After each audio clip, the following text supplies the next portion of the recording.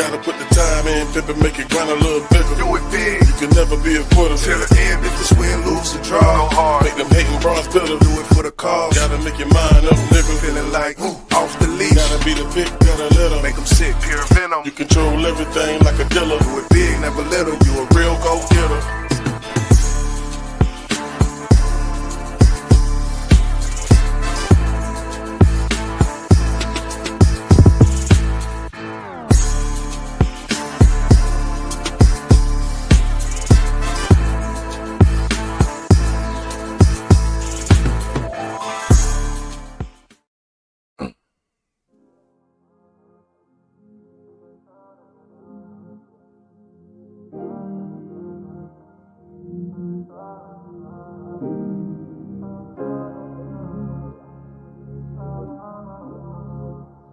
Like I wrote this 30,000 feet in the sky, first class in Delta. I just felt closer to God. You can try to run, but you can't hide. She know everything you done, so you can't lie.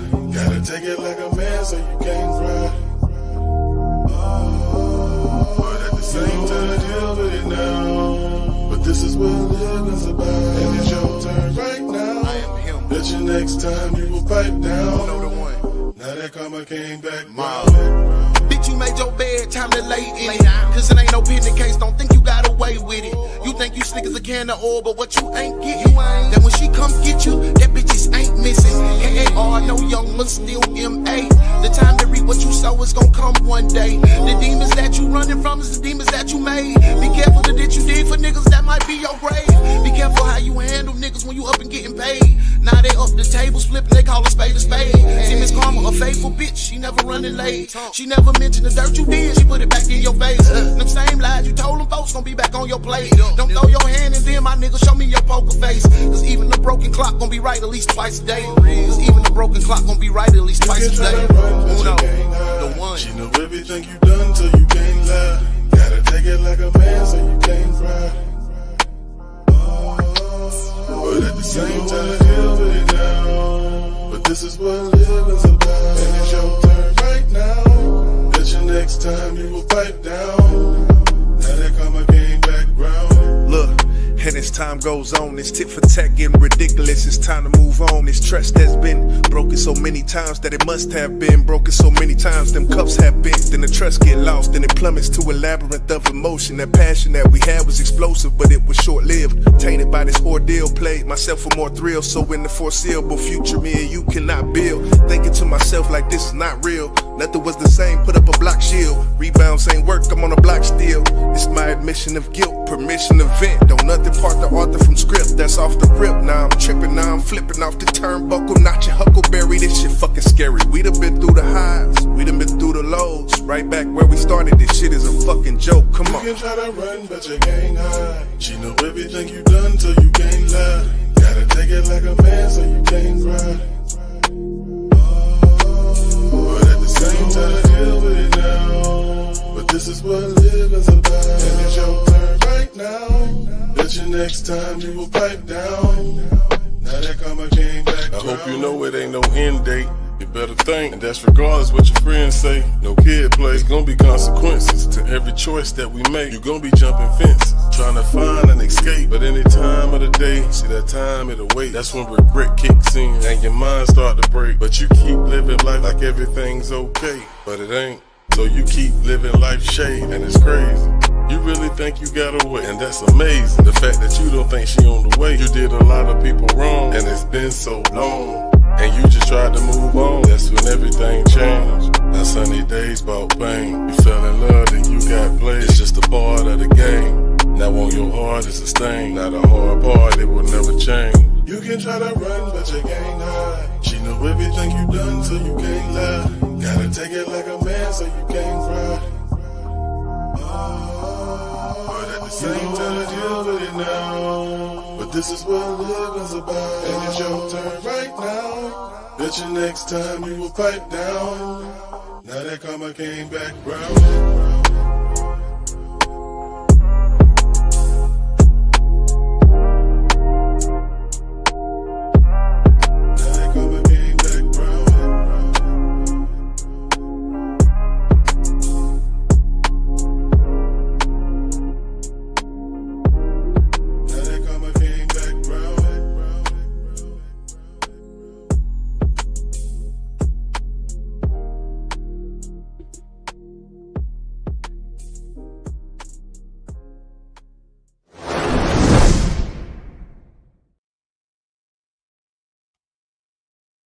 Yes, sir. Yes, sir. What's happening? What's good? What's Gucci? All that, man. Back What's in the good building. with you? BBP episode 48, 2 from 50, 2 from 50. What's good, boss man Blake? Man, I'm cool and my brother, man. Excited. We are officially 10 days away from the drop of Legacy. Legacy. Yes. This is my legacy. Yeah, man. Yeah. We gonna talk about that at a later date. You shall hear.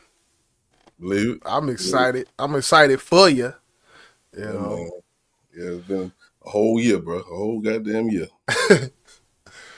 Yeah, but definitely we got a lot to get into today. Man, it's a lot. It's a lot. We're gonna have to talk about some things, man. Yeah, we definitely got to do that. We got to do that. And so since we got a lot on the plate, man, let's go ahead and get into the business. Welcome to BBP, episode 48, man. If it ain't big business, we ain't talking about it. Other than that, man, y'all know what time it is, man. Let's get it.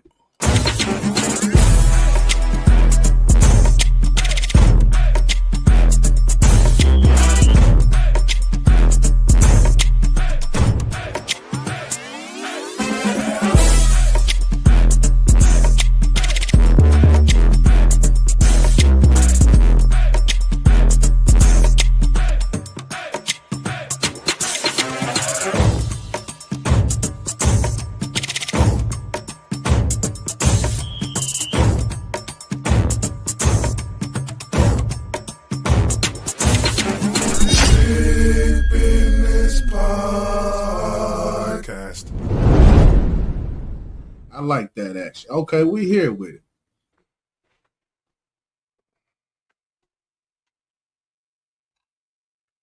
Yes, sir. Yes, sir, man. Welcome to BBP. Yeah, we got a lot to talk about, people. For those in the bushes, to those who will be commenting, appreciate you for tuning in, man. We back for another one. How we gonna kick this thing off, Jizzle? What we gonna do, man? I think let's go into the whole censorship thing. We talk about these social media platforms. Got Facebook, IG, YouTube, all these Twitters and shit. They all have different parameters in which they operate. You know, when it comes to what they allow, when it comes to what is struck down, this and that. And Facebook is doing something a little bit different. This is kind of like an informational segment. You know, we're going to chop this up. We just going to, I thought it was interesting when I seen it. So, yeah, Okay. let's see what this is. Ain't this Mark? Is this Mark talking? Yeah, this old Mark, man. This is old Mark. Okay, let's see what Zuckerberg, what old Zuckerberg got to say about his platform and what they gonna start doing. Let's check him out, man. Hey everyone. I want to talk about something important today because it's time to get back to our roots around free expression on Facebook and Instagram. I started building social media to give people a voice. I gave a speech at Georgetown 5 years ago about the importance of protecting free expression, and I still believe this today. But a lot has happened over the last several years. There's been widespread debate about potential harms from online content. Governments and legacy media have pushed to censor more and more. A lot of this is clearly political, but there's also a lot of legitimately bad stuff out there. Drugs, terrorism, child exploitation. These are things that we take very seriously, and I want to make sure that we handle responsibly. So we built a lot of complex systems to moderate content. But the problem with complex systems is they make mistakes. Even if they accidentally censor just 1% of posts, that's millions of people. And we've reached a point where it's just too many mistakes and too much censorship. The recent elections also feel like a cultural tipping point towards once again prioritizing speech. So we're going to get back to our roots and focus on reducing mistakes, simplifying our policies, and restoring free expression on our platforms. More specifically, here's what we're going to do. First, we're going to get rid of fact checkers and replace them with community notes similar to X, starting in the US. After Trump first got elected in 2016, the legacy media wrote nonstop about how misinformation was a threat to democracy. We tried in good faith to address those concerns without becoming the arbiters of truth. But the fact checkers have just been too politically biased and have destroyed more trust than they've created, especially in the US. So over the next couple of months, we're going to phase in a more comprehensive community notes system.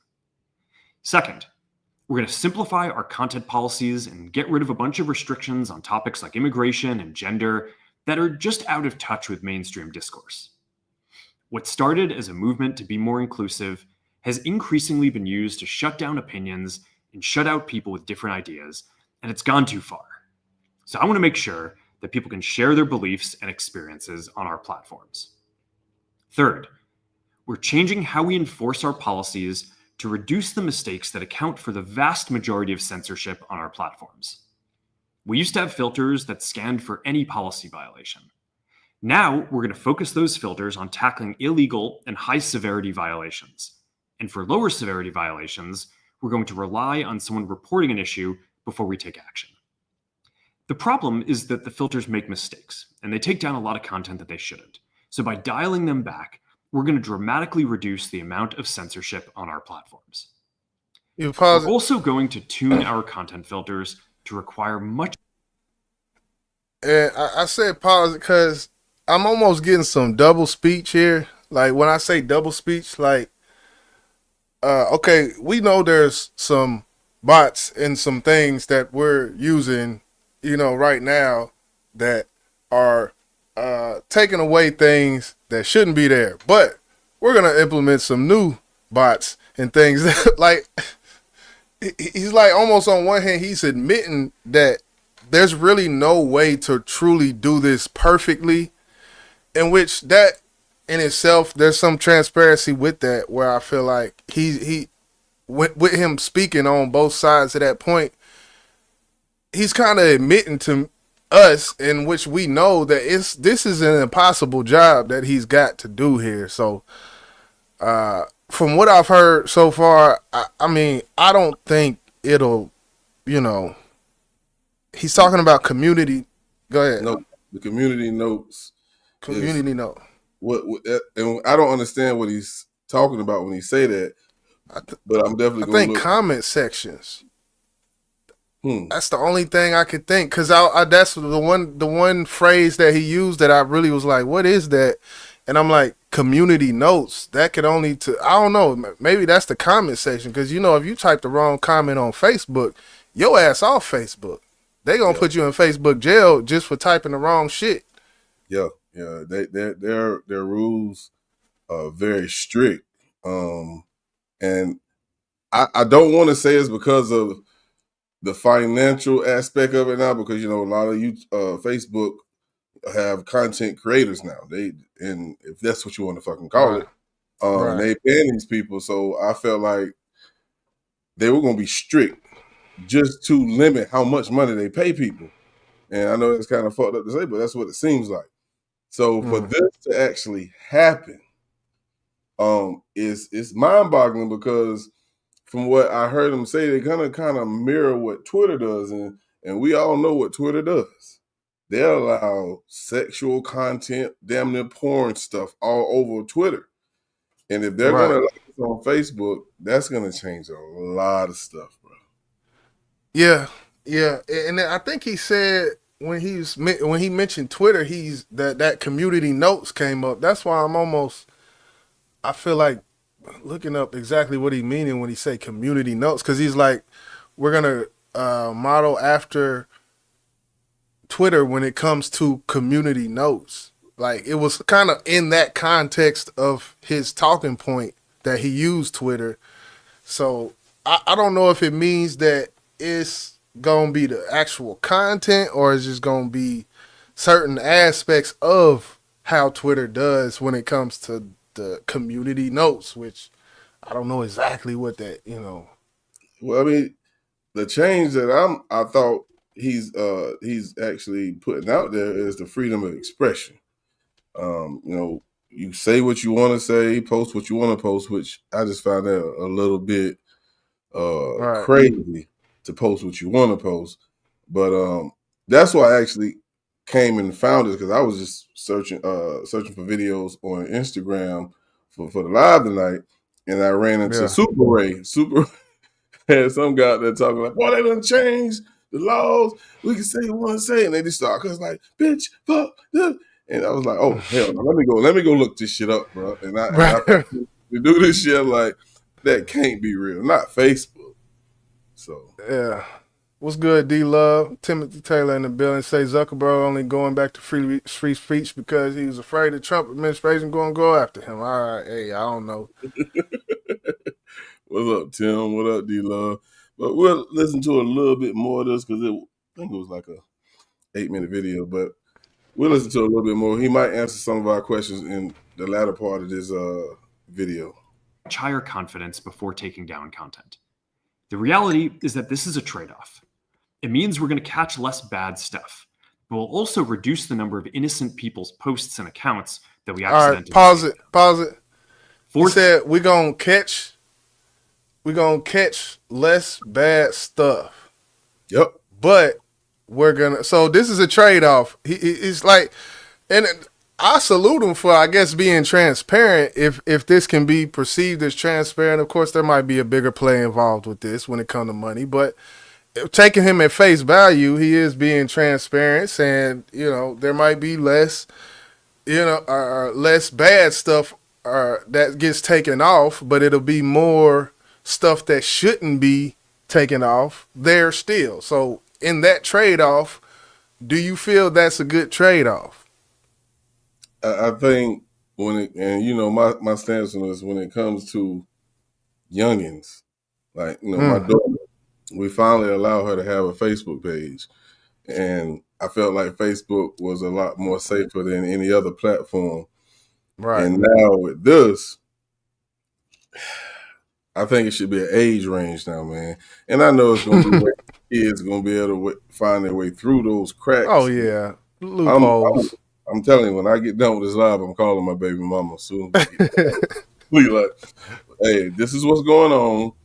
I think we need to change our mind. I hate to be an Indian giver, but I don't want my child to be exposed to this type of stuff that I feel like it's going to start being posted on Facebook. Right. You know what I'm saying? So that trade-off right there is good for us, adults, but not kids. Yeah, because at the end of the day, you're gonna find what they're looking for. But there are things, and it's good to have some provisions in place, even as a parent, when it comes to letting your kid on social media.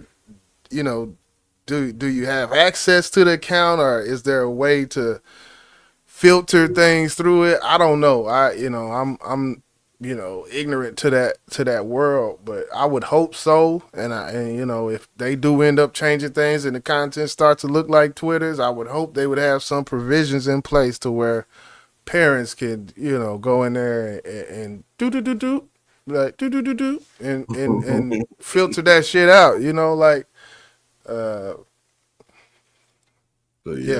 Facebook always been like the least when it come to all of them. Instagram, cause Instagram, they one step from Twitter. When it comes, they are one step from Twitter. Now Twitter is the ultimate, of course, when it comes to fuck shit. Twitter will always be the reigning champion because of Elon and the changes in their whole model. Yeah. I don't know. Which model do you think that the X, when it comes to X, and even the name X, it sounds X-rated. Like I don't know. Yeah, Facebook. And I don't know if they changed it because of that. That would be an assumption, but it's like when they change it to X, then it seems like all this porn start popping up, and that could have been a coincidence. I don't know, but I don't know. Yeah. I don't know. And these changes have taken place. You know what I'm saying? This interview or this video that Mark is doing is from today. You know what I'm saying? So these changes are now in place, and we're going to start seeing some things. And if you have kids, man, please monitor their social media if you got young kids, should I say? Because we won't catch everything, but you don't want your kid being exposed to things that they shouldn't be seeing, man. And that's what I'm worried about. I'm really worried about that because I don't play by mine. I really don't. And see, it's crazy when you talk about these social media platforms because, like on Instagram, you could have, say, if a teenager or whatnot, you can have it to where, okay, my parents follow me, but whenever I post a story, you can pick exactly which people the story won't be seen to. So right. It's like, I don't know. It's one of them things where you just got to be, I'm going to use that word that I hear you use. You got to be vigilant. You got to be vigilant. Because, hey, yeah, but. We living in a weird era.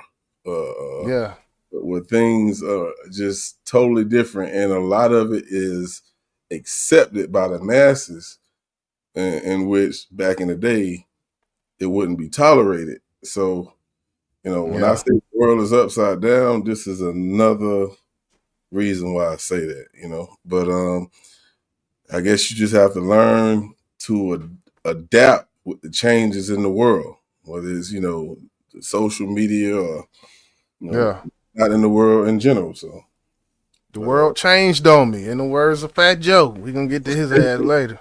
Yeah, we're going to get to Fat Joe. Yeah, man. Yeah. So I just want to show that to the people, you know what I'm saying? Because, I know you don't really be on Facebook like that.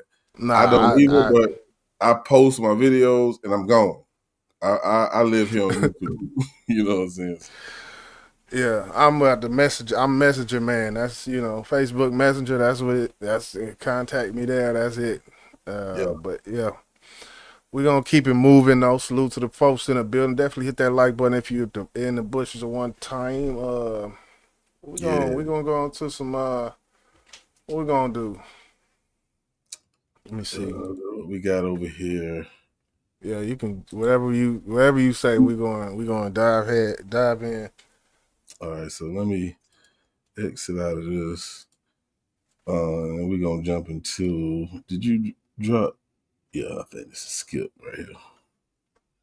Oh, we're going to do the Skip. Yeah Skip Bayless, man. Just to preface, Skip Bayless, these are allegations, and this is a civil lawsuit. Just to get that out the way. This is another case that we've seen, and we cover the black people that go through ours, so we got to cover the white folks going through their shit as well. Skip Bayless, man, he's a hated individual. I'm pretty sure it's some professional athletes right now. Like, I knew that nigga wasn't. But Shannon Sharp, we heard what he had to say. Shannon Sharp hit him up like, I ain't got nothing to do with it. I ain't got nothing to do with it. I don't know why they keep asking me. I ain't got that. Yeah, don't attach my goddamn name to this motherfucker's name. Right. Yeah. But yeah, we're gonna watch this video and chop it up a little bit about old Skip. Oh goddamn Skip. One of the biggest names in sports media, as well as his former employer, is being sued for sexual harassment amid allegations of improper behavior that date back nearly a decade. A longtime hairstylist is suing former Undisputed host Skip Bayless, Fox Sports, and their parent company, Fox Corporation, for unspecified damages. The suit claims Fox executives allowed Bayless to, quote, abuse workers without fear of punishment, including allegedly offering $1.5 million to the accuser if she had sex with him. I'm joined now by Molly Cahalane from the Sports Business Journal. Molly, thank you so much for your time. First of all, what more do we know about these allegations? Because there is some pretty stunning stuff being alleged. Well, first of all, thank you for having me, Nicole. I'm happy to be here. So as you mentioned, the suit was filed Friday afternoon. It's a 42-page lawsuit. There are 14 counts. It also includes a class action lawsuit for overtime for failing to pay minimum wage. But the biggest complaints, as you said, are the sexual battery and sexual allegation claims. They are against not only Skip Bayless, but also Charlie Dixon, who is the president of Fox Sports, is named in the complaint, as is host Joy Taylor. So what more do we know about the timing, Molly? Why now? Well, the complaint alleges that the Pause it right here. 2012. And as for I want you to go back just a little bit, because I did not know all of these cases. Basically, what they're doing right here is they're showing every settlement that Fox has had. Go back a little bit more. It says 2017. I think they started around 2017. If you go back, okay. 2017, $65 million to settle with former Fox News chair Roger Ailes and host Bill O'Reilly. 2017, Fox Sports programming head Jamie Horowitz. 2018, Fox pays $10 million to settle multiple racial and gender. Then you move forward. 2021, Fox fined $1 million for sexual harassment. $12 million settlement. Tucker Carlson. 2025 hairstyle, and now we here with Skip Bayless. I just wanted to point that out because when it's a pattern, like you got to really look into patterns. I feel like so it's wild. I'm glad you pointed it out, because I didn't even pay attention to what was on the screen. I was just listening to what she was saying, and that's crazy. Have you heard of any of these? No, I don't know these people. I think the Bill O'Reilly, I do remember the Bill O'Reilly and Tucker Carlson. I do remember. It was something about Tucker Carlson settlement with former Booker for that wasn't, I don't think it was Tucker Carlson, but it was someone associated. But all in all, they all workers who work for Fox. So what more do we know about the timing, Molly? Why now? Well, the complaint alleges that the abuse started in 2012. And as for now, we don't know yet. There's still a lot to go through in discovery. And there's also the potential that more Fox executives could be named once discovery is finished. But Skip Bayless departed Fox in August, which aligns with the termination of the hairstylist as well. So you're saying that it's possible that more executives could be named. Is there any indication we'll potentially see more accusers come forward? It's a class action lawsuit, so there's always that potential. But as of now, there's no evidence to indicate that. So what does this potentially say just about the environment there at Fox Sports and maybe potentially about the industry as a whole? I'm not a lawyer, so I can't really speak to that. But there has been, being a woman in sports is hard. I can say that as a woman in sports.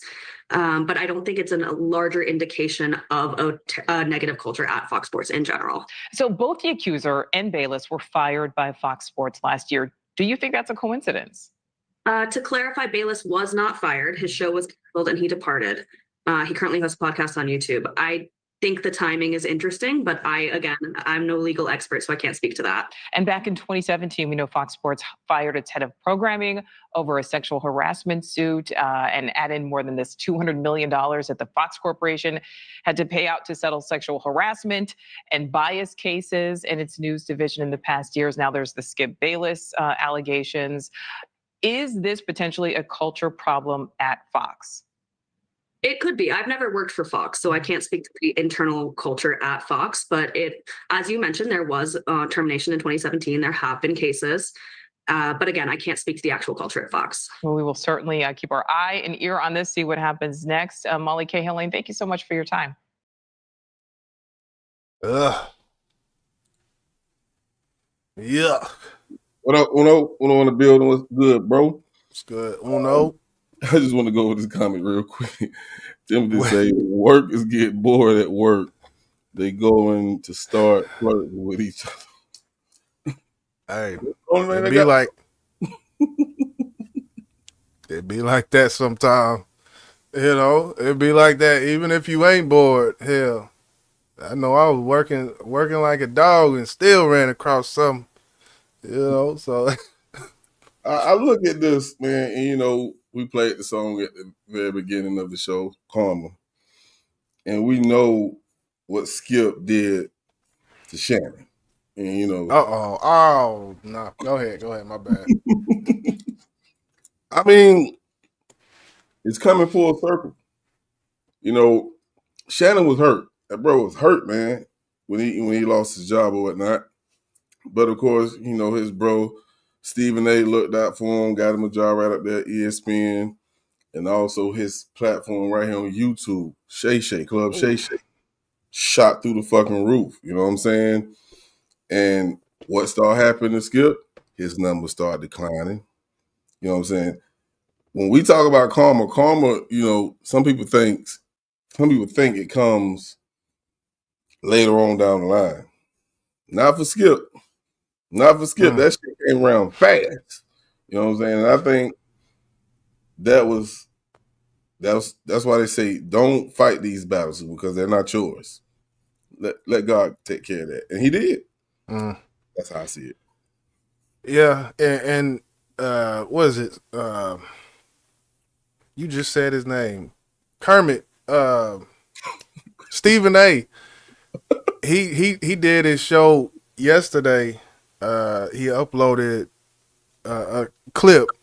He was talking about, he's like, even with all the back and forth, you know, between, he did it very respectful, and I respect Stephen A. for not going in, because he like, hey, I don't know, I wasn't there, but we do have a woman, and he brought a woman up on his panel who has been in sports journalism for a very long time, and what she did, she kind of spoke to, when it comes to women in sports journalism, what they have to go through. Now, she said she had never been,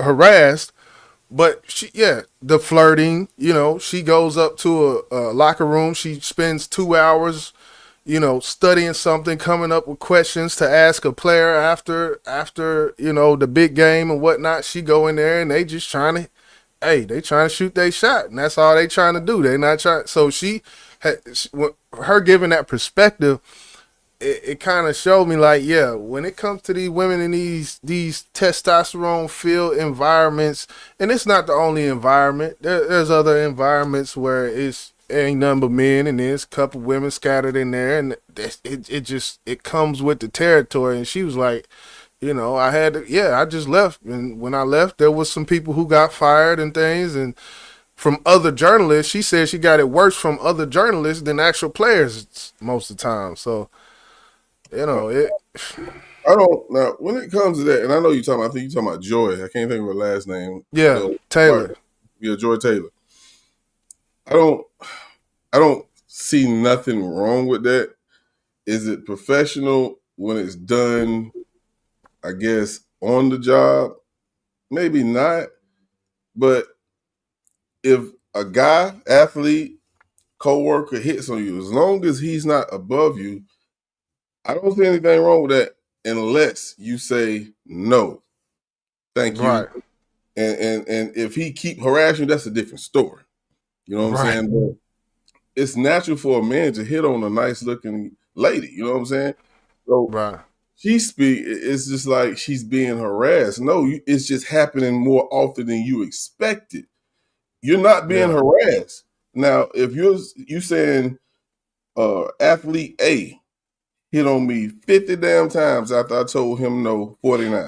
Yeah, that's fucking harassment. You know what I'm saying? But yeah, I don't like when they try to spin it as athletes are just these aggressors who just don't take no for an answer. So it's not that's where she went into. She was like, when it comes to disrespect is different from harassment, and that's kind of the distinction that her and Stephen A. Smith was making. Because Stephen A. Smith, you know, he's like, well, sometimes, you know, flirting, because at the end of the day, flirting is not harassment. These are two different things. Right. You know, somebody flirting, they not touching you, none of that, and it's not like, you know, he's not getting no physical, he's not, the innuendos ain't just crazy. But I know everybody that went through sexual harassment training in their lifetime at some point in time, and that's probably where bunch of this shit goes back to in the workforce. But it's normal to flirt, you know, things like that. Timothy Taylor say, Joy Taylor, that's Timothy Taylor's sister. She said she rose up the ladder. No, I'm just fucking with you. She said rose up the ladder in sports media from hard work, but her hairstylist is saying that, yeah, the hairstylist is saying, according to that lawsuit, and I kind of skimmed the lawsuit. I did download it. I'm not going to pull it up here. It's 40 fucking pages long, but just from skimming it, I also kind of watched the Black Authority, a little bit of Jason Black talk about it for a little bit. He was reading some things, and I had it on in the background. So I did hear one thing I did hear that was interesting. They got one section of it. They're trying to, I guess, call for class action lawsuit as well. It's in there, intermingled in there. So I think that's when they say, other people may come out, because I think that's what they're trying to do along with this. I did see that in there. That one of the many things that I've seen and heard when it comes to this 1.5 that Skip offered, and it goes into detail though in that law. So we're not gonna get all into it, but now, I just want to, because I'm reading what Timothy put in the chat, and I told you I wanted to kind of talk about what Angel Reese was going through. So I feel like this is a good segue to go into it. They've been talking about, Angel Reese. She's deleted her Instagram page because of what she put on it. She's getting a lot of backlash, and yeah, it's kind of provocative. I'm not gonna say what she put on it. Do we have the video? Hey, we got the video, my brother. We want to go full mask? But now, I mean, if it's gonna get us taken off, you can send it to me on. Oh hell no! See, when they put it on his goddamn shit, we gonna put it on ours. Oh, okay. Yeah, we're gonna go full mask, But before we put it up, he said something about Joy Taylor and how she comes to work. Okay, so let's take a look at Joy Taylor in case y'all are not familiar with who she is. Is something wrong with this? And I'm not picking on you, Tim, because she spoke about how she dressed throughout her career of journalism and all and everything. And this is how she dressed today on this show. But she showed us a picture. Matter of fact, I'm going to come back because we're going to show Angel full mask. But she showed us a picture. Let me see if here it is, right here. Something wrong with that? Well, I mean, that's what she's presenting. Like, we don't know what she was wearing in there, man. I don't know. She told us, what her bosses told her. It was, provocative, attention seeking and all that. And she said in her mind, when she posted this on social media, that's not what it was about. She was trying to get a job. You know what I'm saying? Yeah. But if I go back to what my brother said he wanted to see on full mask, it's totally different, bro.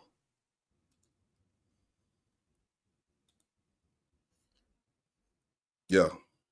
This is Angel. So I don't know what they're talking about at this point, but we'll listen. People, whether it's right or wrong, it's not going to work. And when you do stuff like that, and you're drawing attention to yourself because of that, that can be problematic for you, especially when the comparison is going to be drawn to Caitlin Clark, who isn't doing such things. That might not be fair. I'm not saying it is. And you certainly have the right to dress how you want and to do what you want and to live your life. But people have a right to have their opinions about what you put on display. And if they don't like it and they believe that it's not the right thing for you to be doing when you talk about building your brand, I don't know how you can argue that, Tori. So, with just that little segment that we heard, of course, she's getting backlash because of that video. She took down her whole Instagram page, bro. Why? The backlash, it was too much. The thing is, we know, especially listening to Angel, the money that they are getting from the WNBA, which is not a lot. She actually is finna go play in a 3-on-3 league. to kind of help fill the gaps of missing money, if I could say that, from the WNBA. And we also know that she got so many endorsements, which to me will make up for the lack of money she's getting from the WNBA. But Angel Reese have a brand, bro. Your name is pretty much a brand. Right. I don't have no issues with it. Of course, I'm a man. And the world we living in is social media. And it's almost like rappers or NBA players want to live a trap life. They want to be thugs. They want to be gangsters. She's a WNBA player who seems like she want to be an IG model. Do you see where I'm going with it, bro? Yeah. Yeah, I see what you're saying. Yeah, so, is there something wrong? Do you think that's wrong? She's moving the wrong way? She young. How old is she? Is she even 20? She ain't even 25 yet, man. Come on now. Yeah, I don't see nothing wrong with what Angel Reese got going, man. When it comes to the post, she shouldn't have deleted her Instagram. But who knows? Who knows? You got rappers deleting their Instagram posts for every reason in the world, and what it tells me is you reading too damn much. You reading your comments too much. you stop reading that shit. It do like boss say, man, I can't get in them comments, man. These folk gonna piss me off. Like, yeah, you got to be like that if you gonna delete your whole account. Like, but when it comes to Joy Taylor, and what did Timothy Taylor say? Come to work with everything poking out on a daily basis, wearing freakum dresses to work. Now, this is broadcast media. When we look at women in broadcast media, and you just simply looking at the demographics of who's watching these shows, as a woman in this field, if sports journalism is your thing, you're cognizant of the fact that they're what the demographics are. So I don't I don't like the excuse of what someone's wearing dictates how a man should react. It almost alludes to the fact that men are like with some kind of wild animal that with no self-control. Like, I don't know. That just, to me, when I hear that, we've had these discussions in the past, even just talking about women who we see in Walmart and things, and how dudes treat certain women and do all the hooting and hollering and all this shit. Like, no matter what she's wearing, man, you a man, put a little respect on your, the way you care about yourself and approach these women. That's how I, look at it, You're right, Jizzle. I agree with you 100%. It's like, I can't dress a certain way because of a man. You know what I'm saying? I understand the era we're in that women like to show off their body. You got these BBLs, and everybody want to get a BBL because they feel like that's what a man wants to see. And I think it really depends on your profession. But let me just retract that real quick. Think about the news anchors that we see today. News anchors, yeah. Either the weather girls. Go to the Mexican channel. Go to the Spanish speaking. Go to Univision and watch some news. You're gonna be like, God. I think I asked one question a while ago. We was actually talking about Angel Reese. Is she over sexualizing herself? That's the era we live in. Sex sells, and that's been going on for ages. That's why you got video vixens and all that, because think about a club, a party you want to go to, and they put out flyers. What you gonna see on it? A big thick ass woman, sexy little motherfucker, half naked, because they know that's what's gonna bring men there. You know what I'm saying? So, and the crazy part about it is men is gonna follow wherever women go. You know what I'm saying? We talk about, matter of fact, Uno, shared something with me the other day, matter of fact, yesterday, about, even content creators. women are probably going to be your number one supporters. So why not shoot for women supporters? Because most of the time, men will follow. Yeah. I agree with that. I agree with that. Even when it comes, we had the same discussion when it comes to the music. Simply, the music we make. Like we only making music for men? Like, what are we going? What are we doing here? Like, so I get it. I get it. And from looking at this channel right here that we speak of, this channel right here. When it comes to the support, I mean, for the most part, salute the Blue Devil G's and the real ones coming through, just chop it up. Definitely salute to them. But for the most part, when we look at the span of the years that I think we had 2 years. We had 2 years, yeah. I don't know. We get close to it though. Yeah, but no, we're not. Okay, but all in all, even you look at your channel. As far as your channel, my channel, I'm pretty sure every guy, it's pretty much the same. Where most of your support is gonna come from the women initially, which there's nothing wrong with that. In the same light, when it comes to women who up here on these live streams and things, who actually get on camera and come up here and talk, man, it may be a little bit different because it's the relatable aspect, and I think with men, there's some kind of hating shit that go on when it comes, especially when you're doing music. A woman will be much more supportive, when it comes to a man doing music than another man finding a new artist or new, music that they like. So I don't know. I want to hit a couple of these comments, and I didn't even know this, Timothy. He said, which I know Jason Taylor, not personally, but he played for the Dolphins. He said that's her brother, Joy Taylor. Jason Taylor is her brother. Which, is he in the Hall of Fame? I guess he may be. Jason Taylor. I heard that. Was he an MLB? Light-skinned football player for the Dolphins. Bald head guy. Was he a linebacker? Defensive end, I believe. Okay, yeah. I know you're talking about. Yeah, Uno says women support what they like and spend money on what they like. Facts. Big facts. And when it comes to support, whether it was my channel, the bank channel, hell, Uno channel, I promise you, we can all say they came from women. They come from women. You know what I'm saying? Yeah. Let me ask, why is it like that? Why don't the fellas support their brothers?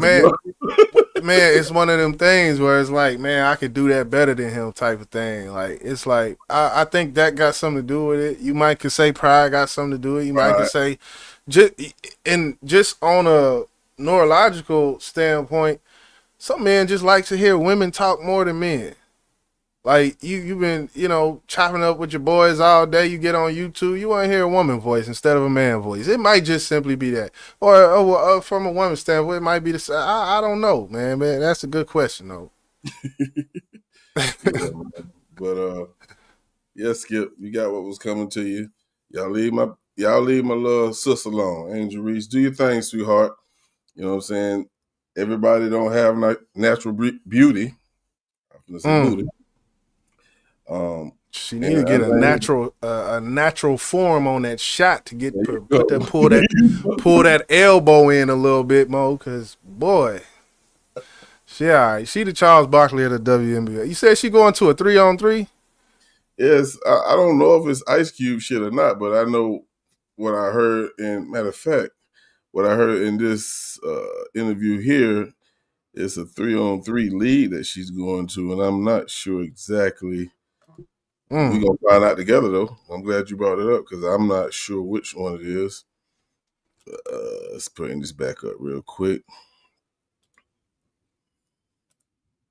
Because she shared a post on her Instagram. Jayz and what have you. So usually I'm the one and only Tori Cooper is here with me right now. Listen, I usually don't do this, but because it's you, my buddy, you had some stuff on your mind involving Angel Reese and what have you. So usually I'm the one that introduces a subject, but I'm going to turn around and give the floor to you since you're hanging out in my studio and all. I'm going to give the floor to you, Tori. Take it away. What's up? What's on your mind? Well, Angel Reese, she's scheduled to play in the new 3-on-3 league coming up. The unrivaled basketball season is starting this month, but she came under some. See, they didn't really go into detail on what league it is. Okay. You know, we all know Ice Cube got a 3-on-3 league, but imagine her in the Angel Reese playing in the Big Three. She'll probably be hooping it up against Sharif Abdul-Rauf. All them retired basketball player. Antoine Walker. Yeah, in a WNBA type 3-on-3 league, I'm assuming. But it's crazy how they got to go out there and do this type of shit just to, you know, try to make up for the money they're not receiving from the WNBA. Right. But hell, you know what? Now that I think about it, didn't Cube offer what's the Caitlin? Mm-hmm. Didn't he offer Caitlin Clark? So maybe they I don't know. They don't give me the line. I don't know, but I know he did. I know he did offer Caitlin Clark. She turned that money down. Yep. I don't know why, but she did. I think that it was good. She did. Timothy Taylor said the Diddy Cassie effect is why. Hold on, this lawsuit is happening. She didn't file for the lawsuit until her unemployment benefits were about to run out. She and Skip was fired in August. Now, we just heard them say Skip wasn't fired. Yeah, it was. His show was canceled, and you know his time was up. But yeah, we gonna keep it pushing though. Yeah. Episode 48, BBP, we in this thing. Let me see where we're gonna go. I think I kind of want to go off into this because damn, we down at the hour, man. I think I want to go into this FBA situation, which I've been seeing a lot about. You know, it's running rampant through the conscious communities, the black talks in the diaspora. You know, us black folk in America. It's been a hot topic within this Fat Joe situation going on Math Hoffa. And he had some things to say about a few choice people. The choice people we know to be Tariq Nasheed and Jason Black, the Black Authority. And he didn't name Jason Black, but he said the foundational Black Authority. I'm like, what? You mixing up all type of shit. So we're going to watch this real quick. Let me share this up. Okay. Yeah, Fat Joe, he done made some waves, and the FBA is giving him all the attention he wanted. Yeah. But B1 he was hitting me up about it. You see what Fat Joe said? I think he was actually talking about his new album that he released. He was like, man, fuck Fat Joe. I was like, what the fuck? Yeah, this why. This why right here. Right yonder. Jamaicans, Guyanese, First of all, let's start by this. Let's start by this. Around each other. Let's start by this. These rumors were made by radical black racists. Let's just say that. Okay? It's a group of these guys that don't want to hear Jamaican, don't want to hear Guyanese, they don't want to hear a black guy that ain't down with them. Right. Right? So their job is to criticize anybody who don't look like them or who ain't Black American. Who are these guys? You want me to say a name? We're going to give them too much clout. I mean, the FBA, Foundational Black Authority, whoever the fuck these broke niggas is. Yeah, this disrespectful, and it's very disrespectful. Just that alone, very disrespectful. Why? Because one thing, there's a series of questions you can ask anybody no matter what you identify as being black in America, okay, there's 3 questions you can ask yourself that you hear FBA, foundational black Americans, that you hear them ask. There's 3 questions. And this goes to any black person listening right now. Are you foundational? Boss, would you consider yourself your lineage, would you consider it foundational? As far as where I come from? As far as yes, where you come from, the country you're in, and the foundation and the building of said country that you're in. Would you consider yourself foundational? Yeah. Would you consider yourself black? Yeah. Would you consider yourself American? Yeah. Okay. Foundational black American. It's more a lineage as when it's tied to specifically what's in this country and what has gone on into the point till now and what people are identifying as. So it doesn't really have to do with anything else but that. And that's kind of how I view it. Timothy Taylor, you can agree, disagree with it. But that, from my standpoint, that's how I see it. So to go back and to hear somebody, a Puerto Rican from the Bronx, say this, who don't look like them, who ain't black American. Who are these guys? You want me to say a name? We're gonna give them too much clout. I mean, the FBA, Foundational Black Authority, whoever the fuck these broke niggas is.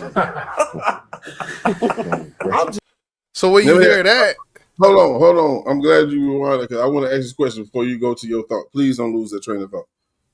Would it be different? I'm just gonna throw a random name out there. If 50 Cent said that. Would it be different if 50 Cent? Would you feel different? Would you feel different if 50 Cent said that? No, I don't care who said that, because when it comes down to the lineage and what the foundationalism in America that black people had in America and the stronghold of, just building this country, if a black man said that, I might feel more inclined to go in on his motherfucking ass. I ain't gonna lie. But so is Umar part of this? Umar is more Pan-Africanism, which is different from FBA. It's a different school of thought that kind of Umar goes by. I haven't recently heard any Umar content, but from his background, definitely all Pan-Africanism from Marcus Garvey and said people. So I'm pretty sure you don't forgot your train of thought, didn't you? Nah, what we got? You was gonna say something and I cut you off, so I was basically done before you said that. I was basically done. Okay. Let's go to the chat real quick, because we got some comments coming through. D-Love says it's not a group, it's a lineage. Yes.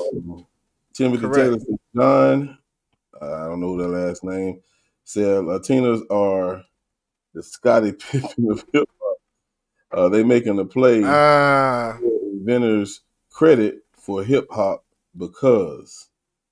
Yeah, and I can see why you say that, Timothy Taylor. I'm not gonna spend too long. Oh, hold on. Do I got a glitch here?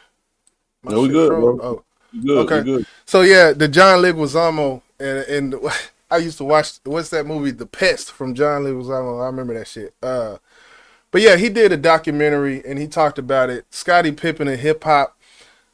I think to make that you would be. They making a play to steal inventors' credits for hip hop because ... And Scottie Pippen and hip hop, like I'm not rocking with that. I'm not rocking with that. I'll just leave it at that. Timothy Taylor say New York black people always allowed to use the N-word. Chicago ain't playing that. And this goes back to environment. This goes back to these, which you hear this term melting pot. There's really no other place like a New York City where you have this many different cultures intertwining. So I tend to kind of give them a little bit more leeway because it's not like Texas. It's not like California. It's not like Chicago. It's like they put them in a pot and the shit got confused at a certain point where people from those spaces do have a different perspective when it comes to separating these different Caribbean islands. There's some Caribbean islands where you could say these Dominicans, they come in and they a little kinky. Their hair is a little kinky. And I grew up in certain neighborhoods and they take a group photo and you can't tell which one is Dominican. So that's why that, in my opinion, to the comment, Timothy Taylor, I think that's the reason why that is like that. But I want to stop right there before we go to the next comment. Yeah. We always say blood don't make you family. So why is it the fact that Joe might be out of line in certain things that he say, but when it comes to Latinos or the Latin American race, if blood does not make you family, why does skin color not make you culture? Because if somebody feel like they relate more to you and their color is different, why do you try to excommunicate them? No, we don't fuck with you. You Latino. You know what I'm saying? Whatever the case may be. I'ma always disagree with that because if somebody, especially Latino, it's hard to say the same thing about white people. And that's no shot. But yeah, these people are part of what we call, or the America call, the minorities. So if they feel like they're a part of us and they support what we do and they'll go to war for us, why chump them off? I don't get that, bro. I think it only comes whenever, and this goes back to, I see D-Love putting ADOS and we're talking about FBA. I think this topic actually a couple years ago, me and a former member, we used to go back and forth on this a lot. And it really is coming to a head now, I think, because it gets real divisive because of comments from people like Fat Joe.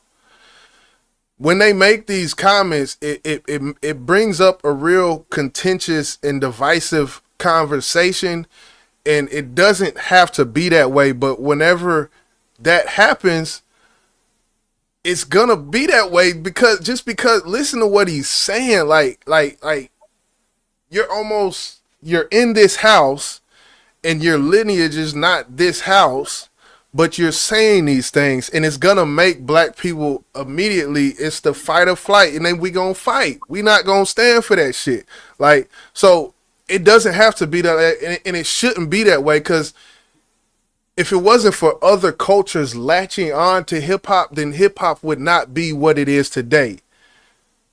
It's like you want a culture that's stagnant that only we can take a part of, or do you want a culture which, everybody can support? It's gonna grow bigger and bigger and bigger, and the money is gonna be there, and ultimately, I feel like that is a good thing. But now that 2025 we here, it's like you get these comments and it's gonna spark something. It's gonna spark something in black people in the FBA, Foundational Black Americans, when they hear comments like this. What was his disagreement and what was his argument? It all boils back down to the fact that there's Latino Americans who are saying that from the inception of hip hop, Puerto Ricans, Latinos made it what it is today. What? And I've even heard I've even heard some low tier, Puerto Rican rappers and other that. Yeah, I know what you're say talking about. that they invented hip hop, in which we know it's just crazy. We can go to the 1940s and look at the Jewels or Jewel. We can go to a lot of different places. I feel like James Brown helped create hip hop. Like so they're kind of looking at it in a microscopic box in which, yes, there was Latino break dancers. There were Latino graffiti artists in which breakdancing and graffiti played a part into the New York scene when it comes to the creation of hip hop. And that goes back to Timothy Taylor's comment when he said the Scottie Pippen. Because, yeah, you was breakdancing and shit, but you wasn't on there MCing. You wasn't the one, you wasn't, really. So, Okay, so I didn't know that's where it stemmed from. So that's I can definitely understand the anger because I'm like, what the fuck is you talking about? Latinos. Man, Fat Joe, you stepping out of line, bro. Yeah, you way out of line, bro. Timothy Taylor, let me go to my phone because I can't read that. FBA, Autos, Black American, it's all the same to me. D-Love say Umar is Jermaine Johnson or garbage. Oh. She going in. Autos is connected to, and I don't know if I'm saying that right. ADOS. ADOS. Yeah, ADOS or ADOS is connected to other stuff other than Lineage Foundations Group. Yeah, and there's that whole battle, and that's the infighting that we get when, we have different organizations who are on one accord. And that goes back to what I always said. I wish we had, NAACP, ADOS, FBAs, Nation of Islam. I wish we could just form our own fucking, but it won't happen. I'll tell y'all now, it ain't gonna happen. Yeah, Timothy Taylor going in. Fat Joe said Puerto Ricans invented 50% of hip hop, and yeah, that's like was Pippen 50% of 90s Bulls? Nope. Can't say that. Nope, you sure can't. Can't say that. Yeah, so I don't know. We gonna keep it pushing though. That's a topic that could be a whole show to tell you the truth. But I just wanted to touch on it real quick because it's something I've been seeing. I've been wanting to. I wanted to make a video on it, but I was like, we can say that for the BBP. Right. So yeah, we're gonna keep things rolling, and we're gonna go into the feel good story of tonight. We can use that right about now. Yeah. Keep it rolling. Keep it rolling. So yeah, it's time for the feel good story of the night.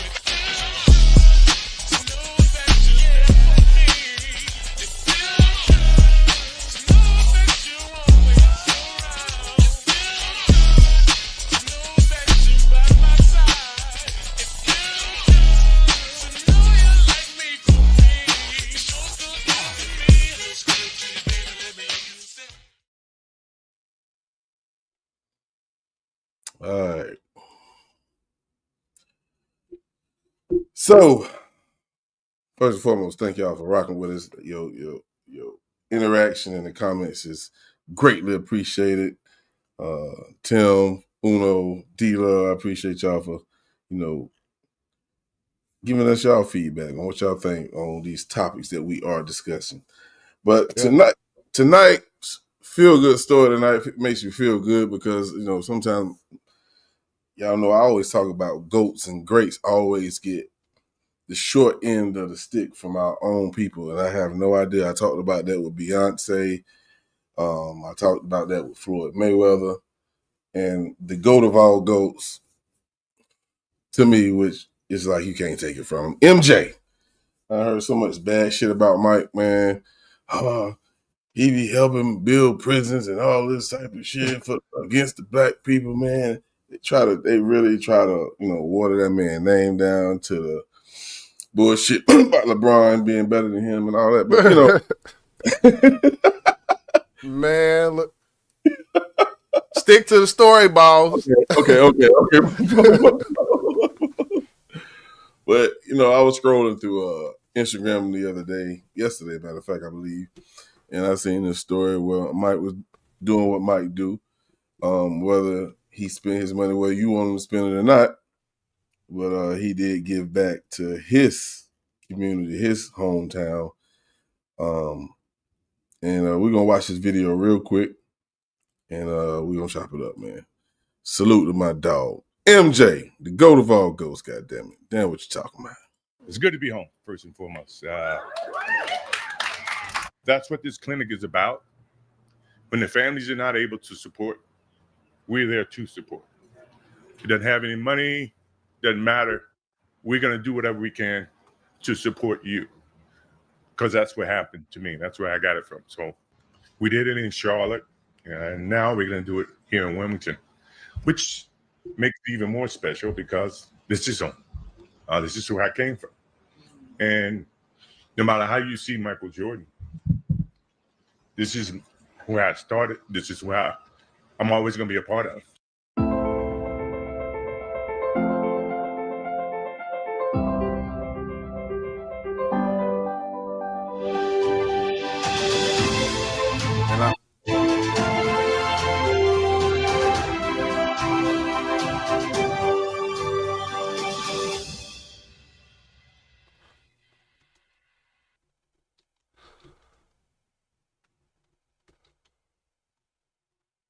So he's basically opening up clinics plural in the looks like in the North Carolina area, Wilmington, North Carolina. I believe there's other ones. What's good? SLP Ground Sound Music. And with you putting in some facts, we kind of moved on. I wish you would have been. You can red ball it back. Red ball it back for me. Just one time, red ball it back and see what I had to say. I guess, Yeah, peace. But yeah, we're going to move on. So yeah, Jordan, it's a feel good story tonight. Jordan opening up these clinics for uninsured people in the area, locals. $7 million. I think it was, $7 million that he gave to do that. And when you think about it, $7 million to Jordan, man, that's the least somebody can do. I wish we seen more things like this, but a lot of the times things aren't publicized. Opening of, well, it says $10 million here, and I wish I would have watched that video, but definitely salute to Michael Jordan. I don't have nothing bad to say about that. Like, there's nothing I can find bad to say about this. Yeah. And I understand, the direction you was going. We all wish we would see more. Michael he's more of a private individual, and I don't know if he has done things that we just don't know about, because a lot of good deeds that a lot of entertainers or sports figures do, sometimes they go unseen and go unnoticed. And one thing people have to understand is when anybody give from the kindness of their heart, remember, they didn't have to do shit. Yeah, there's a lot of people who are billionaires. Like that's the motherfucker who's in the White House. He don't know how to manage money very well, but he's still rich as fuck. I mean, can you think of anything he done for us? I can't. Or what he done for his own people? I don't know. And I'm not saying he hasn't. He probably has. But a lot of good deeds, we don't see them all. So quit shitting on MJ. Don't do my dog like that. You know what I'm talking about? Yeah, he made a goddamn feel-good story tonight. And I salute him, man. He went back home to his hometown. And that's where it started at. So you got to give him doubles, man. Double salute. Yeah. Yeah, so that was a nice feel-good story.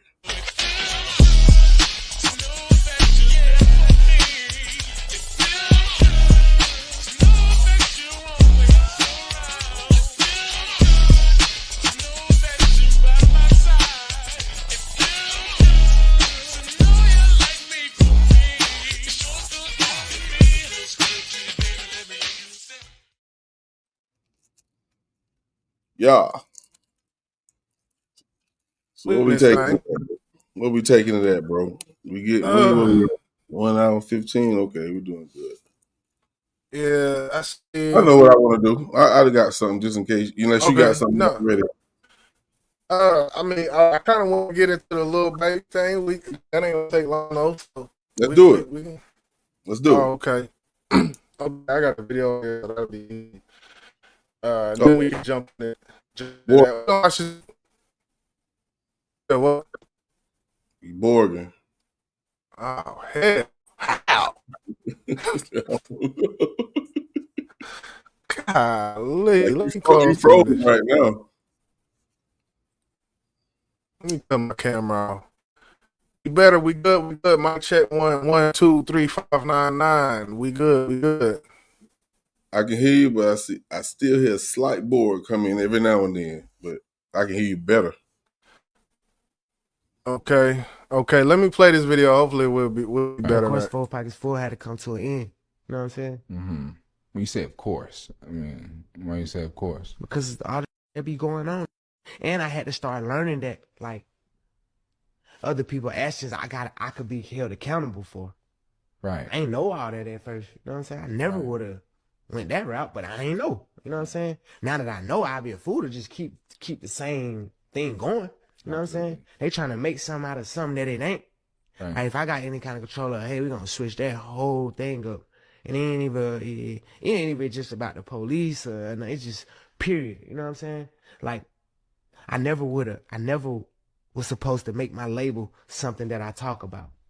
Because who I am, and even like now, the young guys when I meet them and new artists who gonna start their own label, I'm telling them, hey, start your label with something that don't got nothing to do with nothing or nobody but your artist. You know what I'm saying? Right. Nobody ain't tell me that. I ain't know nothing about that. I ain't really understand it. So now I'm telling them like, hey, if you gonna start your label, don't call your label the same thing you call your crew or your homeboys who grew up together. Y'all don't do that.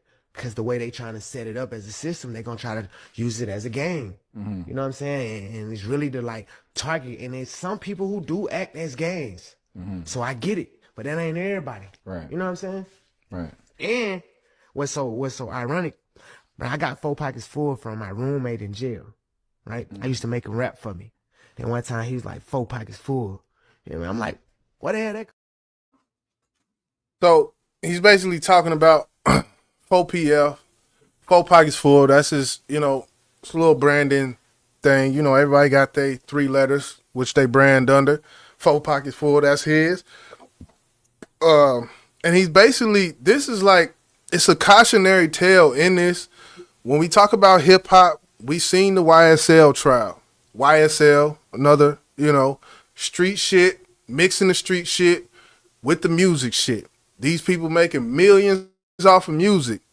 Let me, I just seen me do some weird shit. So I'm going to be off camera for it because my shit tripping. I don't know what's going on. But we see people making millions off of this music.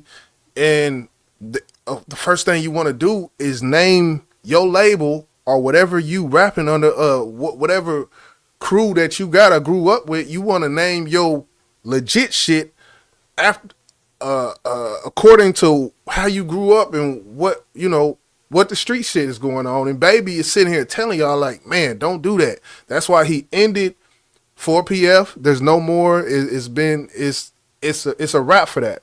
And a lot of people are saying that it's for other reasons because of this Fonnie Willis in Georgia who is not playing about these RICO cases, and she trying to lock every fucking body up when it comes to these quote unquote syndicates who are crime oriented.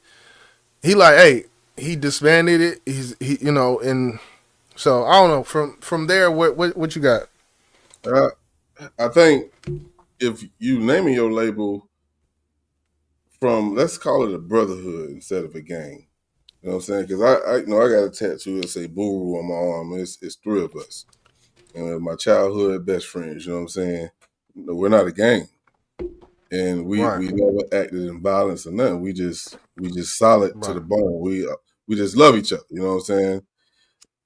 When it comes to keeping a name that you've been with, if it has no ties to any gang shit, then you can name it what the fuck you want to.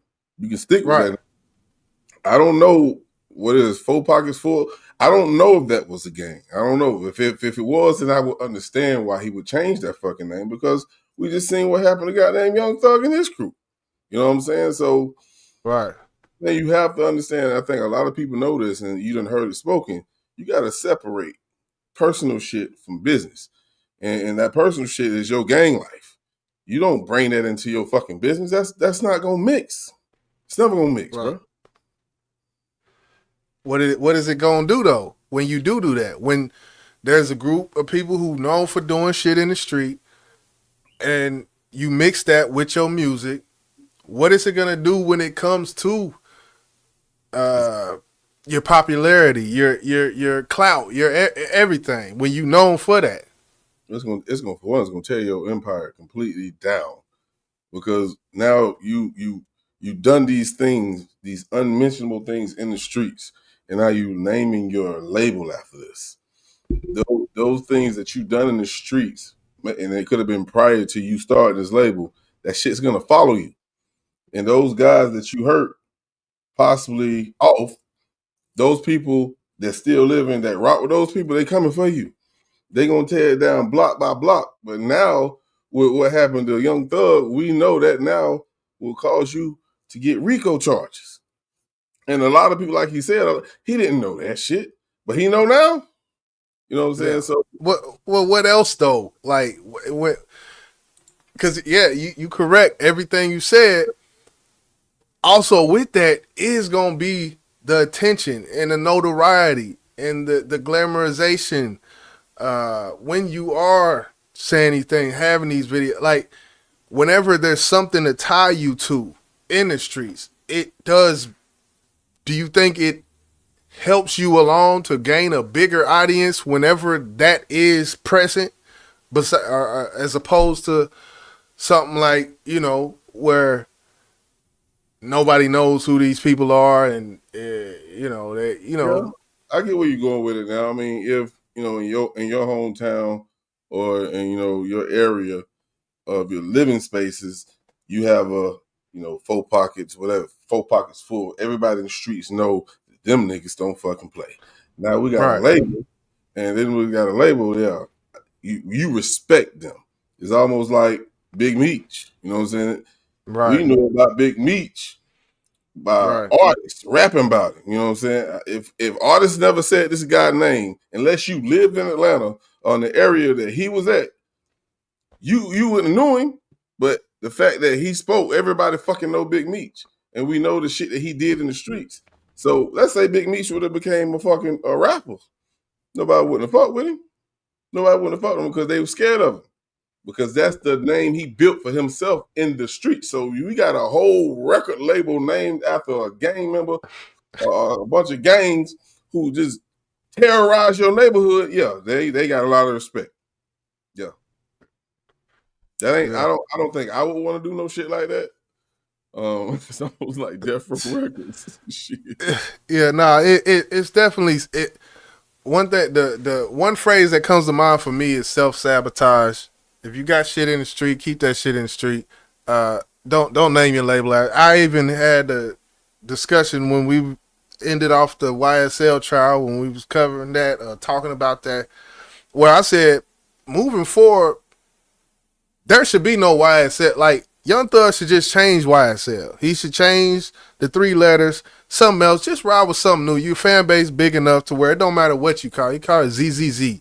And, people gonna rock with it because you Young Thug, you slime. So people know what it is and whatnot. Man, just, Yeah, I mean, when it comes to naming labels, we would have never knew it could have brought so much problems to your label until this RICO charge. These RICO charges came out with slime. So, and we would have never thought that. Well, me, I would never do it. If I know I killed somebody, I'm not gonna put it in my round. That's just fucking stupid, if you ask me. Well, there's certain fucking people that are gonna be considered suspects, and if I'm on that fucking suspect list, you think I'm gonna say that? What the fuck? Yeah. But I salute Lil Baby for doing what he did. Hopefully that ain't too late for him. Hopefully he ain't do no stupid shit like Young Buck them did. But. Yeah. So we'll see. There's rumors about things going on with that and whatnot, but I'm not gonna get into that because I don't know. So I'm not gonna get into that. What you wanna go into next, man? We'll jump into because I just realized we got a couple of them. I ain't even play yet. We're gonna go into this one. This is something real quick. We know Dwight Howard and Shaquille O'Neal have been going at it since they played in the league together. But it seems like Dwight Howard has had enough of Shaq and his goddamn bullshit. Y'all check this. All right, Shaq, I just never, he's 7'3", 7'2", big old, that's him. Never disrespecting him. Yeah. But he's always had something to say. And, there's times where I gotten upset and I'm like, yo, Shaq, just gotta stop, man. Oh, so you actually talked to him about it? I tried to. I literally, during Dancing with the Stars, somebody said that they're really close with Shaq and they were working with me. And I said, hey, man, do you mind sending Shaq a message, to try to figure out like, yo, what's up? Yeah. Can we have a sit down conversation? Because every conversation or every time I hear or see something about you is you disrespecting me on some type of level. And at this point, I'm like, do we need to throw hands? Like, what are we doing? Because I have not ever, like, for me, the only thing I would do with Shaq is mimic his voice. Do like that. There's so many people that we could bring together, but yet you got an attitude about what? You are a grown ass 50-year-old or about to be 50, whatever. No, he like 52, 53. You are. You're 50-something years old. You're twice my elder. Whatever you want to call it. I have no issue with you. But you continue to talk about me, I'm going to have to come to you. Yeah. And it's not violent, but it's, hey, man. Yeah, I feel Dwight Howard on this. Shaq do take his shots every time he get an opportunity about Dwight. And I think it all stemmed from him calling himself Superman when Shaq was the original Superman of the NBA. And I think the fact that they both played for Orlando in the beginning of their career, and Shaq just don't like Dwight Howard. But Shaq, bro, it's you need to let that shit go, bro. I'm just keeping it a buck. Let that shit go. But look, Shaq, he ain't no player no more. He's an analyst. Right. Like, there's other people. The thing is, what Shaq says means more to Dwight Howard than what anybody else says because Shaq is his idol. It's like, it's like your uncle rejecting you or something. Like, it means more. What's good? Cupcake in the building. But yeah, man, I feel like it all. I understand where you come from, but I kind of differ where I feel like you Dwight, man. You Hall of Fame. Is he in the Hall of Fame yet? First of all, because if he's not gonna be, that's some fuck shit right there. He should be Hall of Fame first ballot to me. What? Yeah, nah, he should be second ballot. I don't know how they did it, but he should be in the Hall of Fame. Let me look. Run down the list of some of these people who's in the Hall of Fame, and then tell me when it comes to do you remember? Oh, that's a sports discussion. We're not gonna do that. But yeah, like I said, the Dwight, he's a little in his emotions when it comes to Shaq because he views Shaq as this, the pinnacle in which Shaq is. So if he says something, it's going to be 10 times worse than Stephen A. Smith, the Skip Bayless, what's his name? Whoever it may be. Colin Cowherd. He's not Hall of Fame at this point, if I remember correctly. Yeah, and people... He's Hall of Fame. Oh, he is? Okay. Well, he should be. I've seen some Hall of Famers, and those people that are named on the Hall of Fame list, if Dwight Howard ain't there, I think they did a a poll like top 75 NBA players all time. I might have been top 100. Dwight wasn't listed. I mean, I don't know. When you look at his frame and what he did to the game when he was in the game and he was actually, because a lot of people look at the latter end of his career and equate his whole career to that. That wasn't Dwight. Right, and I get it. We got people like Chris Webber. My cousin feel like Chris Webber should have never made the fucking Hall of Fame. Big man. Never mind. Go ahead. Think about it. Chris Webber. I'm gonna give you some stats right off the top of my head that I think that are accurate. 18-10, no ring. What? I'm talking about his stats. 18 points a game, 10 rebounds. I'm just throwing that out there. I'm not sure if that's. Okay. Yeah. He didn't win no individual awards like Defensive Player of the Year, scoring titles, no rebounding titles, nothing. He didn't win a fucking ring. He did nothing but average 18-10. Let's go to Dwight Howard. He's no fucking different. I think, but he won like Defensive Player of the Year maybe like two or three times. I know he won. I can understand why he is in there. So when I was looking up the information, I was like, this motherfucker got a lot of accolades. I didn't even know he had these motherfuckers. But but I still feel the same. I feel Shaq need to leave that man the fuck alone. And it's almost like how hard Jordan is on LeBron. You know what I'm saying? Jordan would say, in my era, we didn't want to play with our motherfucking friends. We didn't want to play with them. We want to play against them. And right. And then we got, LeBron, who teamed up, of course, with all his buddies. He didn't play with all of them, but he played with most of them. Mm-hmm. And Jordan didn't like that shit. But I think Jordan is coming around a little bit. And I think in a recent interview, LeBron said, Mike is the greatest. I'm glad you fucking acknowledge that shit. Yeah. You talking, nigga. Anyway, we talking about Dwight and Shaq. Shaq, leave the man alone. Neither one of y'all's in the NBA no more. Yeah, and it's weird who you see Shaq give props to, because like Uno said, I agree. Like when it comes to big men, Shaq is very critical. Sabonis, I think Sabonis is one in which I think Sabonis dope game. Like I think that's one that Shaq does. But yeah, when you overall, Shaq. When it comes to Rudy Gobert, have you heard Shaq talk about Rudy Gobert? Like, or when even, man, look. He always making Shaq in the pool. I know that. So he does this. He's known for doing this. But, Shaq is the white idol. Like, as he should be. But, you 6'9". Ain't Dwight like 6'9". Shaq was 7'2". You can't. Yeah, Dwight 6'10" or 6'11". But I thought he was 6'9". You show a lot of love and respect to Joker. Yeah. I think Shaq would definitely dominate him in the post game if they played in the same era. But I think what Joker would do is make his ass come out there to that perimeter, not the perimeter, that mid range area because he can shoot.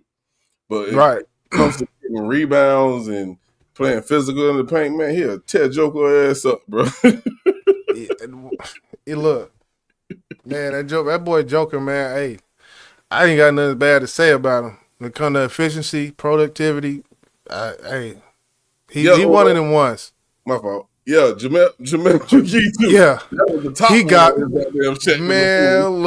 man, look. Golly. And what's the dude from Chicago with the frizzy hair?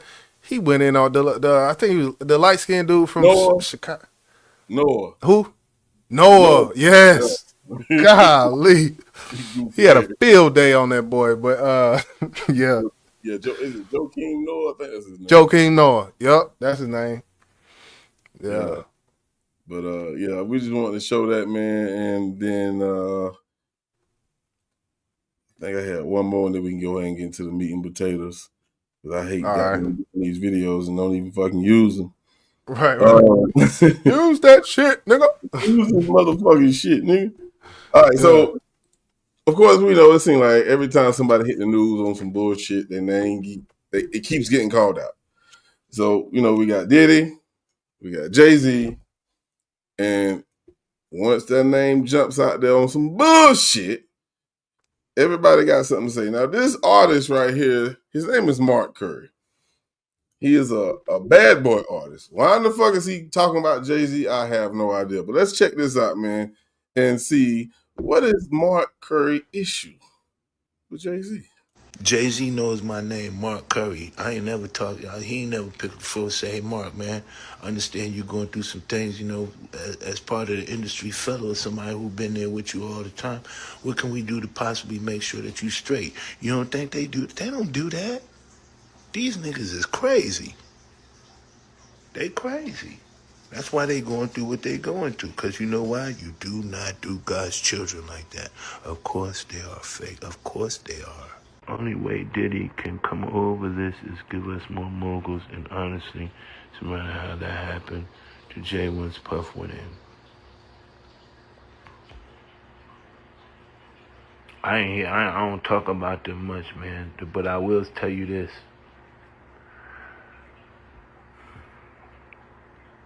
Don't think that Jay-Z and Puff are the biggest moguls ever. They're great people. But what you want to look at is the great people that weren't able to become because of them people. So we're going to leave them there. How many people could have been greater that weren't made because of their empowerment? Like, how many kids didn't eat because they wanted to have a Thanksgiving party or a Christmas or birthday party? Be like, damn, I hear you party and stuff, but how many kids is eating? Ain't nobody eating off our celebration? Why are we celebrating? What we celebrating if ain't nobody eating? Y'all ain't got it. Diddy had the power to help other people. It's a shift in, it's like a change in balance, a shift. It's not about, it's not about what he can do, it's about what needs to be done. And actually, some people are not in position to be the power decision makers at hand. That means like the game has moved on. You can't do nothing except for sit back and enjoy what was given to you because life moves on. Now, reading the comment that Tim just put up, and I understand this, and this is a part of the conversation that I want to touch on. He said, Mark Curry is mad at Jay-Z being a billionaire while most of state property are poor. Now, we know, in case you didn't know, like I said earlier, Mark Curry is on the bad boy. But, which he mentioned Diddy a little bit in there, but most of it is about Jay-Z. And we all hear the saying, everybody can't come along, everybody can't ride. But these are people that was under your label when we talking about Diddy. We can talk about Jay-Z and State Property and all his artists or the dudes that was with him. Jay-Z started making different moves. Jay-Z went into fashion, champagne, a lot of other different things. He had his own music platform, his title. What were all those other artists doing as he made these other moves? Now, I understand where you're coming from, Tim. Don't get it twisted, because this is why I want to talk about it. If he was still making moves, what in the fuck were they doing? Like, those are artists. He's a businessman. He's doing other things, other business ventures. These other artists that was around him, with him, under him, whatever. Did they just fucking quit music because, oh shit, Jay-Z, he doing so much right now, we ain't got to rap no more? Bullshit. So when it comes to what Mark Curry is saying, and we can leave that with just P. Diddy. P. Diddy is responsible for you, nigga, not Jay-Z. We know what P. Diddy did to his fucking artists, and he tried to make the shit right later on in his career, right before his ass got locked up. But there's a lot of these motherfuckers that are exactly what Mark Curry said they are.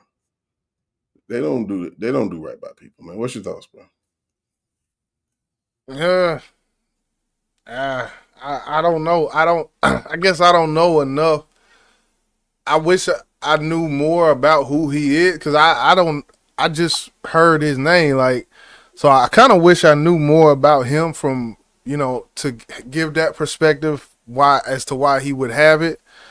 But I don't know. Let's just speak of artists that you do know that may be under Diddy. What's the one that passed away? Was it? What's the Craig one Mack? Not him. Well, there's a lot of them that passed away up under Diddy. He passed away probably about 2 years ago. Depp. What's his name? G Depp. G Depp. Yeah. Okay. We heard him come out, had a nice little single. He disappeared. But the thing about it, I don't think Diddy, when it comes to his label, I don't think he really set people up for success type of thing. Like, he sets them up for a hit. He's good at, you always see him executive producer. But as far as setting people up when it comes to career-wise, setting people up for success long-term, he sets people up for short-term success. In my eyes, that kind of seems to be a pattern when you look at the artist of Diddy. He sets them up for a hit, and then after that, he got somebody else. And he doesn't procure. He doesn't, like, artist development isn't his strong suit. It's the hit that's more his strong suit. Absolutely. I agree. So, I don't know. But he's called a music mogul. And there's so many things that could fall under why you are titled that. We know he made a lot of fucking money. But yeah, when it comes to what you just said, setting your artist up for success is not one of his pluses. Right. So is it the fact that he just made a shit load of money and he hooked his people up with one hit or singles? Because we can talk about fucking 112, bro. Pretty decent group. Didn't last long at all. So is he really a fucking mogul? Anyway, I don't know why he's calling out Jay-Z, but go ahead. Yeah, the mogul, it come from, it's like, to be labeled a mogul, I think you gotta delve into other things. And when people say mogul, Bad Boy Records is not the reason he's a mogul. I would think Sean John, the liquor, I forgot what's the name of his liquor. He had some liquor. He was, so like, excuse me, the promotional and the empire aspect of having many different diversified assets type of thing. I think that's when you talk about mogul. Like if Jay-Z would have never went into Tidal and went into this and went into that and do other ventures, the mogul thing is like, you don't get called a mogul just from music, in my opinion, I think. Why the hell they put music mogul? Why they put music in front of mogul then? I don't fucking know. I don't know. Because, look, what? That's a real ass question, though. Good question. Because, look, what mogul do you know within the realm of hip hop is only a record label? Kanye West, he gets labeled the same thing. Music mogul, Kanye West. But what else did Kanye West do? He did ... all these other things in which that made him the mogul, not the music, in my opinion. Good point. I was going to say Dr. Dre, but he got Beats by Dre. I was okay. Doc- That still got something to do with music, though, if you think about it. Yeah, that's true. Maybe Dr. Dre is the unicorn. You know, Yeah. what else has Dre done outside of music? Because I would label Beats by Dre as music as well. Even though, that's a. It's music. Bro. It's music, bro. We gonna give Dr. Dre the unicorn of the music mogul label. Goddamn, how about that shit? Eminem, music mogul. Eminem, Shade 4-5. Shade 4-5. That's a whole serious radio shit. That's a whole. But it's music, shit, bro. Yeah, Shade 4-5. I didn't know that was his shit. I thought that was his shit. Correct me if I'm wrong, Cupcake. You know she up there. Yeah, she got Google. She got Google right in her right hand. Like, hold on. No, but I thought Eminem owned a part because that's why it's called Shade for shady. Right. I thought maybe I'm wrong. I don't know. Got me wanting to Google. But yeah. Uno say G-Dep went to jail for still trying to be in the streets. Right. And that's what I was. That's what I was hey, that's some real ass shit, Uno, but that's fucked up. God damn. Hey, no, that's why I brought up. So everybody can't go with you. It's like you want to put your people in place to be, and you over here getting in fucking trouble. Nah, you can't ride. You can't ride with me, bro. You can't. That's why. That's why I was there earlier. Go ahead. Let's see. Nikki, let me get my goddamn. It's many people we could put in that category. Went to jail for still trying to be in the street. Yeah, especially today. Yes, Lord, yes. She said, "Cat." Hold on, let me make sure I ain't skip over it. She said, "It's Fenty that made Rihanna a billionaire, not music." Big facts. Big fact. Big fact. I'm glad you brought it up. Fenty. That's a makeup shit she got. Oh, okay. See, I didn't know that. A lot of people say, "Oh, she outsold Beyonce." No, the fuck she didn't. She got a fucking makeup line that made her a fucking billionaire. So I'm glad Nikki New actually pointed that out. Timothy said, Mark Curry watching Benny Siegel cooking on his food truck for a living is heartbreaking to Mark Curry. Diversified. That goes into the next comment. They diversified. That wasn't a part of the early rap. Yeah, it wasn't, but you got to diversify, switch things up every night, So I respect it. I respect it. Ludacris. Like I said, we don't know what these artists were doing behind closed doors when they weren't doing music. And one thing I do know about Jay-Z, if you're not doing shit for yourself, I'm not gonna help you. You got to think about who's still close to Jay-Z when Jay-Z was just the artist Jay-Z. Memphis Bleak. Yeah. It's few. Can you name another one? The people, if there's other names, I would say that those names aren't even people that are popular. Right. Because I can't think of nobody else really but Memphis Bleak.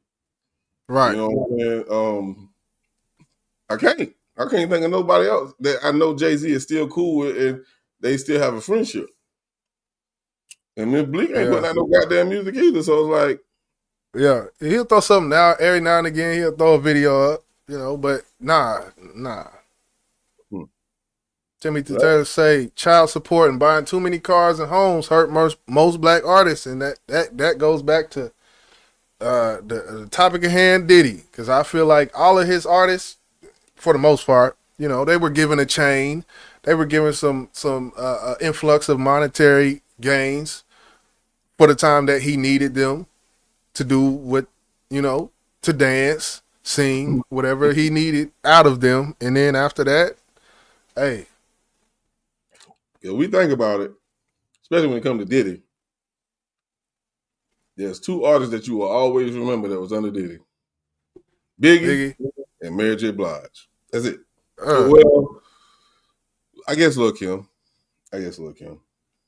Faith Evans. Don't remember her because of Biggie. I'm sorry. I think he probably has more producers. I mean, Stevie J. I mean, like the production team he groomed over there. You know, they some hit makers. I will say. You know, if you look up Wikipedia and when it comes to the production of Bad Boy and Bad Boy production team, it's a little bit of a who's who. You know, may not be the most popular, but it's hits around there. Yeah. But yeah, we just want to touch on that, man. So we're gonna go ahead and move on because I know we almost at 2. Yeah, we're gonna go ahead and get to the meat and potatoes, man. So just go ahead and get everything you need, man. Yeah. We're gonna go ahead and get to the final topic of the night, which what we call it is the meat and potatoes.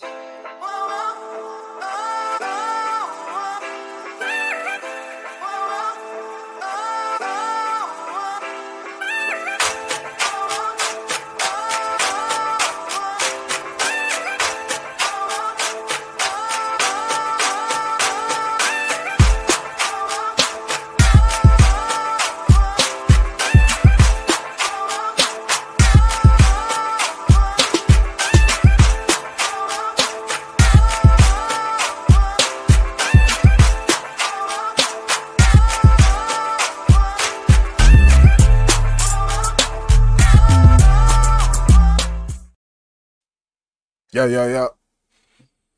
So, episode 48, hit that like button one time for the culture. Yeah, we're going to talk about this real quick. The New Orleans incident, in which it ties into another situation. Las Vegas situation that we had a couple of days after the New Orleans. And we tend to see these copycat type of things that go on. So maybe not everybody heard about the second situation, but we're going to start off at the New Orleans situation that everybody, I'm pretty sure, has heard about. And that crazy part, I was actually in New Orleans when this happened. I went to New Orleans to visit my uncle for New Year's Eve. We were not there. No, we were not there because, you know, it was about 9 family members that we had in, you know, at my uncle's house. He got, you know, cool side house we get all. So we wasn't worried about none of the French quarters and all of that shit, you know. But this did happen. I damn sure hit your ass up when I found out about it. Yeah, boss was like, "You good?" You said something. I was like, and I was on the road when you hit me up. We was on the road back to Texas when you hit me up, and I was like, yeah. It was a couple other people hit me up though, but you know, I definitely appreciate that. Cause yeah, that's wild, man. 30 people injured, 15. I don't know the total of deceased, but let's get into this real quick. I'm still shocked, honestly. It's a complete curveball. We are learning more about the suspect in the New Orleans truck attack and his life before the military. Good evening and thank you for joining us. I'm Keith Garvin. I'm Daniela Guzman. KPRT2's Joy Addison has been in contact with the family. She's joining us with much more. Joy? Well, Danny and Keith, I spoke with the half-brother Abdur about an hour ago, and the first question I asked him was what was his thoughts after he found out that the FBI found bomb-making materials inside of his brother's home. He says this information is shocking. I understand, people want answers, but we're just as puzzled as the rest of the world. This is Abdur Rahim Jabbar, the brother of the suspect police say killed 14 people on Bourbon Street in New Orleans Wednesday morning. Abdur says Shamson and Jabbar went by Sham. He grew up in Beaumont and attended Central High School. He lived his entire life Muslim. So you guys have always been Muslim. Is your faith? Mm-hmm. Had he gone through any changes in his religion? I could say he wasn't necessarily practicing religion in his maybe early 20s. He was doing a lot of partying and, drinking, whatever. But I think in the last few years, he started to turn his life around. During that time, Shamsuddin pled guilty to a misdemeanor theft charge. He later became a decorated Army veteran who served in Afghanistan. While serving at Fort Bragg, he received a DUI. His brother says he's twice divorced, the most recent one settled in 2022. He had 3 kids, 2 teenagers and a 6-year-old. Shamsuddin and Abdur were both helping take care of their father, who suffered a stroke in 2023. How's your dad doing? How is he processing things? What was his first reaction when he found out? He couldn't believe it. Like I say, he couldn't believe, just like the rest of us. Our hearts and prayers and thoughts go out to those families, the victims of those families, and those who were there to witness it. It's a tragedy. Abdur also says his brother did visit Egypt for an extended time. He told me that he was considering leaving the U.S. and living either there or Morocco. He says because it was cheaper. We'll keep you updated with any information that we learn. Yeah, man. So, it's always sad to see stuff like this. They got the term going postal, and that deals with people who's worked at the post office, who's dealt in, work environments and things that are stressful at times. Of course, being in the military can be very stressful at times. And I don't want to completely equate this to the military. I don't want to completely equate this to the Muslim faith. Of course, people have a way of compartmentalizing things because, he followed the Muslim faith for all them years, but his brother just sat there and said that he heavy drinking and partying, and hell, that goes completely against the Muslim faith. So I don't want to completely equate these things to those two different things. But we've all seen, when it comes to ex-military in these, situations where you have shit come up, people come back after deployment, not being the same, being a different person, and that can go both ways, because you come back a different person, and that can mean two different things. That mean when you went in, you was on bullshit, and came out, you was about your business. But also, what that can mean is, you come out with one mindset, come out with a different mindset, and things can be radicalized. So I don't know. It's just a sad thing to see. In this case, the military aspect is not as prevalent as the next case we're going to show, which happened 2 days after. But I guess, what are your thoughts on this whole situation, which I know you've seen clips and things besides this? This was just the latest one that I found. Well, I mean, when we speak of the military and the after effects, my bro in the chat, he was in the service, man. And I know we're told that it takes on the people who were in the service. I understand the toll it takes on you. But we also have people who deal with that don't go around doing what this man did. Me personally, bro, and anybody in the chat, and anybody, including you, y'all can correct me if I'm wrong. I don't think the service had anything to do with this, bro. Now, I know they see a lot of horrible things, especially if they are a part of one of the stints of war. I get that, and I understand that. How long has it been since he been in the service? I think it's been a while. So that's why I say the service had nothing to do with it. Now, we also found out later on that he had just joined ISIS. Yeah. I think that probably had everything to do. Everything, right? And how the fuck that shit work? You was on the Bloods, now you on the Crips. I don't get it. Like, how do you go from, you spoke of the Muslim, religion of, and what they believe, and this goes against every damn thing.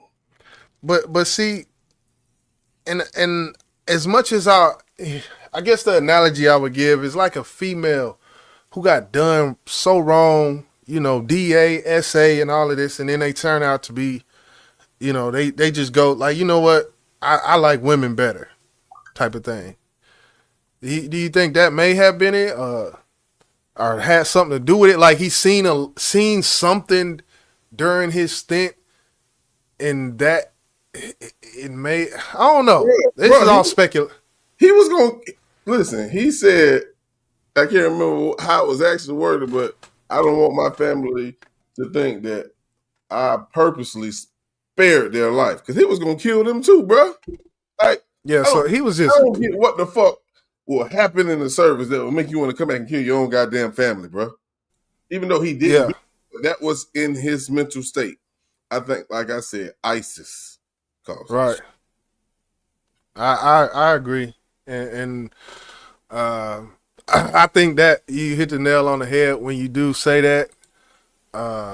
Uno say it does, but it's ways to get treated and help with your mental issues. He was weak-minded man. Military was a cover to try to be something. Which he, that alludes to the fact that he wasn't shit, in which he wasn't shit. So I agree with that. I agree with that statement. We're gonna go to this next one. We're gonna tap in on this real quick. What cupcakes? Oh, let me pull this up. All right. Whatever he doesn't, hold on, because my shit be covered up by that heart. I hate that damn heart. Whatever he saw doesn't justify taking lives yourself. Radicalization leads you to believe that's justifiable. And that goes directly into this situation in Las Vegas we're going to talk about, in which this one, it's a little different, and the notes that he left on his cell phone is just listening to it, it's like, what? Like the skewed mindset. But yeah, let's go on. Major developments in the investigation into the man behind. And this is 4 days ago. So if my math is correct, this was 2 or 3 days after the New Orleans situation. The Cybertruck explosion in Las Vegas. Late today, police saying the driver left behind notes on his phone, detailing his actions and clues to a possible motive. Newly released surveillance video shows Army Green Beret Matthew Livelsberger at a Tesla charging station during his trip to Las Vegas. That chilling video of his final destination, the Trump Hotel. Authorities say Livelsberger died by suicide just before that blast. And they say in the notes he left behind, he railed against the United States, but he held no animosity toward the president-elect. And he wrote, quote, "This was not a terrorist attack. It was a wake-up call." ABC's Mola Lenghi leads us off in Las Vegas again tonight. Tonight, authorities saying the highly decorated Green Beret suspected of using explosives to blow up that Cybertruck outside of the Trump Hotel in Las Vegas left behind notes found on his cell phone, providing clues to a possible motive. And in there, you can read a couple of the excerpts. "We are the United States of America, the best country, people to ever exist. But right now, we are terminally ill and headed towards collapse. This was not a terrorist attack. It was a wake-up call. Americans only pay attention to spectacles and violence. What better way to get my point across than a stunt with fireworks and explosives? Why did I personally do it now? I need to cleanse my mind of the brothers I've lost and relieve myself of the burden of the lives I took."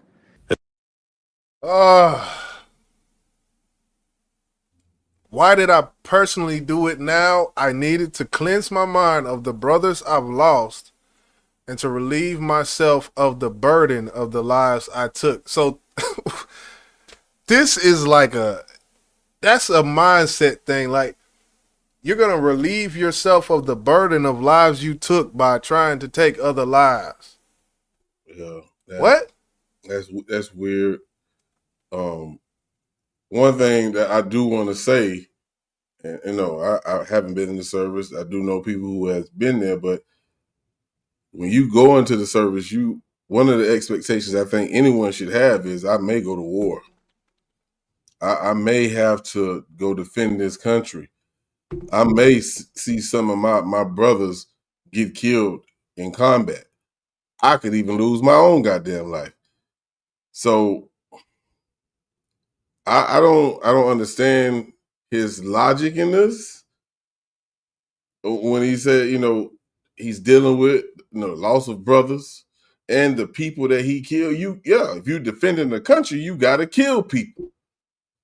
So I really hope this next generation or the new generation understand what they're getting themselves into, because it can be trauma, a trauma on the mind, trauma on your heart, trauma on your soul, because we don't want to fucking kill nobody. A good person, anyway, don't want to kill nobody.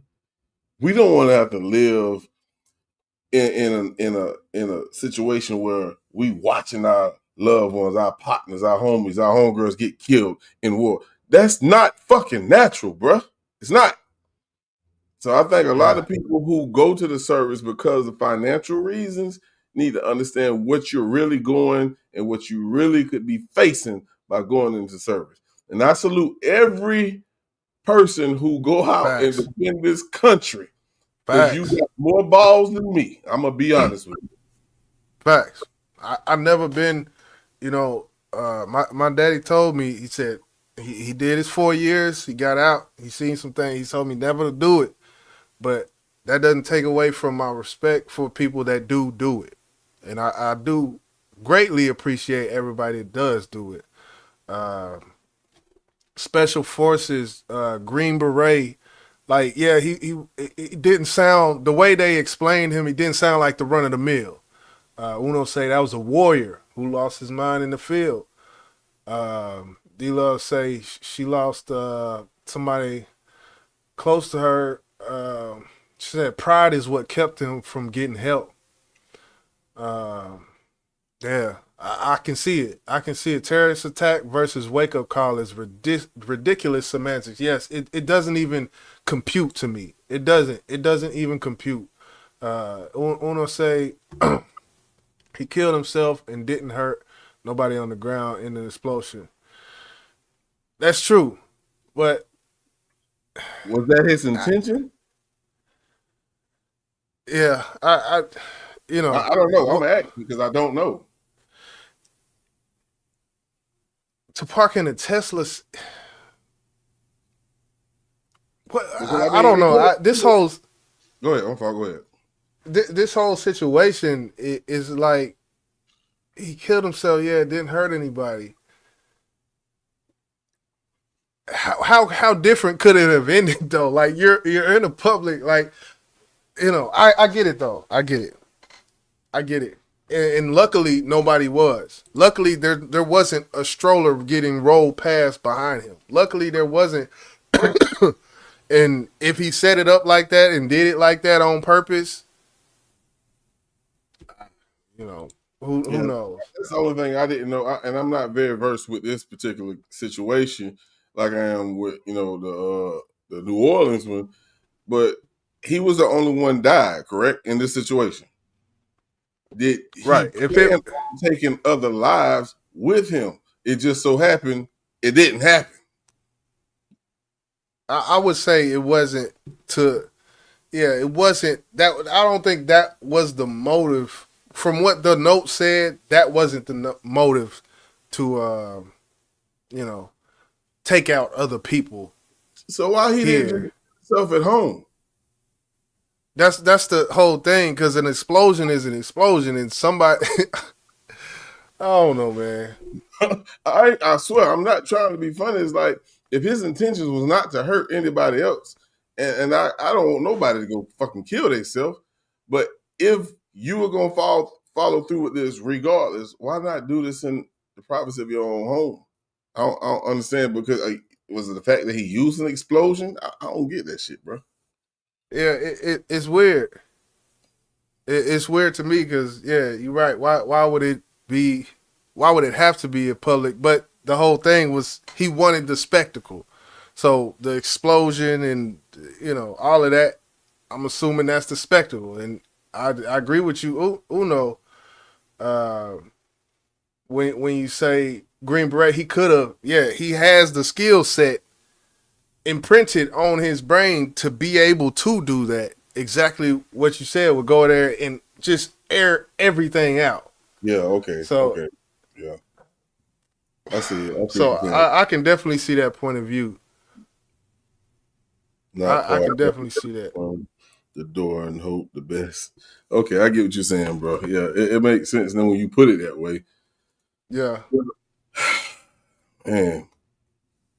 Salute, like I said, man. I got to give another salute to everybody who serve their country, this country. I don't feel like they deserve your service. To be honest with you, the way they treat us. But again, double salute to all y'all who serve this country. You put your life on the line, and you do it for a cause, for a great cause. I don't understand why we are put in these positions anyway, but we see the aspects from it, especially the mental health issues that a lot of these soldiers come back home to their families with, man. And I don't think that shit's fair, bro. Yeah, I mean, I can see the benefits of it. Just looking at my uncle that I visited in New Orleans, with his Army career, he wasn't in it for the foe. He's he going to DC mid-January this month. He's completely moving, and that's his career is the Army. He deals in IT, dealing with the Army, training people up on different systems and things, and he could retire right now. Like that's there is benefits to it, and he's got stories for days about from Desert Storm to Iraq. He done been everywhere. So I can see the benefits in it when I see him. Do I know truly what he goes through when nobody's around? I don't know, but he seems to do well. He's, you see him, you never would know until he starts going into some of these stories about these IEDs that they was crossing over and getting shot at from, so, but yeah, it's just not for me. I couldn't, man. And I just want to ask this, Uno, if you're still in the chat, man, is it worth it? And I don't think you had to, go to war. If I'm wrong, correct me. Is the purpose of you going into the service worth it once you're done? Do you feel like it was worth it? That's what I want to know, man. I know my uncle would say yes. Even in having to go to battle, he would still say yes. Just because of what it's done for him and his family and whatnot. Yeah. We'll see if he respond. But yeah, I don't know. We're gonna watch the end of the. We're gonna watch the end to the end. It's only about 2 minutes left on this. Maybe it'll give us a little more context, and we'll ride out on that note. Officials confirming that 37-year-old Matthew Livelsberger died by suicide just before the explosion. Master Sergeant Livelsberger was on approved leave from his base in Germany. A senior U.S. official telling ABC News there had been no red flags. Authorities releasing these new surveillance images showing him at a Tesla charging station as he made his way from Colorado to New Mexico, Arizona, and Nevada. That Cybertruck rented via the app Turo. Livelsberger pulling into the hotel valet at 7:35 a.m. Wednesday before pulling out, returning an hour later. And then, 17 seconds later, the explosion. 7 bystanders injured. Sources say Livelsberger was divorced and had recently remarried, his wife reportedly telling authorities he'd been out of the house in Colorado Springs since Christmas following a dispute over infidelity. And while investigators say they found those notes railing against the condition of the United States, they say the soldier held no animosity towards President-elect Trump. Hold on, that whole Cybertruck, that shit blew the fuck out. We got to look at these Cybertrucks. These motherfuckers are made out. Let me not. They say the soldier held no animosity towards President-elect Trump. We've found that the subject held no animosity towards the president-elect. The Army indicates that he likely suffered from PTSD, and we are also aware that there were potential other family issues or personal grievances in his own life that may have been contributing factors. Investigators scouring the suspect's background. FBI and local police searching this townhome in Colorado Springs. Neighbors stunned. He seemed normal. His wife is very nice. They just had a baby. Well, Mary, late today, the sheriff here in Las Vegas saying they are aware of a podcast claiming to have a letter from Matthew Livelsberger mentioning recent drone sightings in the Northeast and claiming that he was being followed by federal investigators. Now, authorities say they're not 100% certain it came from him, but they do believe it did. Mary? Mola Lengi with the disturbing new details. Yeah. So.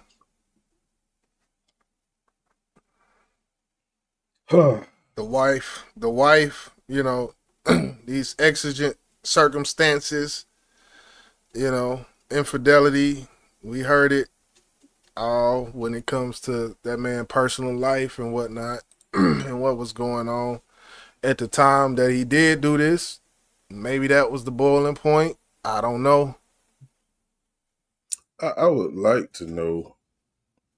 I know we got Nikki New in the chat. We got Uno. What is the percentage of soldiers who come home from a stint that actually do suffer from PTSD, man? Because I feel like if the numbers are noticeably high, like well over 50%, it's like, and that goes back to the question, like, damn, I'm putting my life on the line for this country, and then and excuse me, but I have to go there for what things that my people, and you know what I mean with my people, have to deal with from this fucking country. The assigned people that's here, we call them law enforcement, the boys in blue. I put my life on the line to protect my country, but the people that's inside the country who stays here, boots on the ground, are killing my people. That shit was fuck. That shit was fucking potential, bro. Well, I don't think that perspective. You know, everybody's perspective is different. And as far as Uno spoke to the you know, he's proud to. I don't look at that. I don't think as kind of how could you, but I understand the pride behind it because I guess I seen it growing. Like I seen my uncle my whole childhood. I seen him, you know, get him from the airport with his thing on, and you know, my grandma crying, seeing him in his thing, like, oh, look what you've become, type of thing. So I don't know. I can't answer fully, but it's when it comes to the what percentage. And I do want to go back to that when it comes to the percentage. Or oh shit! Oh. And then as soon as it says well over 70% are broken upon return. It's 70%. It's hard. It's hard. And the crazy part, and what I was about to go into, is when it comes to the VA hospital and things like that, what percentage aren't, you know, even going? What percentage do have PTSD and that don't even, you know, like how D Love said, what, you know, her friend, where it was like a pride thing. He didn't want to go because like, I'm good. Fuck all that. I'm good. You know, what's good, Cupcake? We're going to bring you up real quick before we get up out of here. Yeah, I'm going to be as quick and succinct as I can. And the only reason why I wanted to hit the link is because I do have diagnosed complex post traumatic stress disorder. And I did undergo 5 years of treatment for it. And when I began treatment for it, it was so bad that I'm surprised I didn't just end up being like a crazy, like homeless person under a bridge. And we all know, like, Right. that's not anything new, right? So, I'm just I watched a Vice documentary once that was about the situation of kids who were in the inner city LA school system. And when I was watching it, something really important came up that I've always remembered. They were talking to a psychologist about like the trauma and the pressure cooker environment these kids are under. And that environment is very similar in many ways to what Blake is talking about when he talks about the situation of quote our people, right? Um, Black America, inner city America, poverty, like that's not the only part of the Black condition, but that's the part that is the trauma receptor, okay? And one of the things that the psychologist in that documentary talked about is that estimates are that 45% of people who live in inner city environments have some form of complex post traumatic stress disorder. Now, whether they acquired that in their youth, in their teens, or later in life, there's no way to really individually know. But when I heard that statistic, it really made a lot of Yeah. sense to me. And one of the things that's really important to understand is that Uno was talking about how he wouldn't even like be able to sleep with his wife, right? There is not only a mental component to complex post traumatic stress disorder, but for anybody who has it and anybody who's interested in its complexity, if you go to the Wikipedia article, you'll realize that this isn't just mental. It interfaces with the entire human nervous system. Okay. So your mind is not just going, you're having an actual physiological response to everything. It is so intense.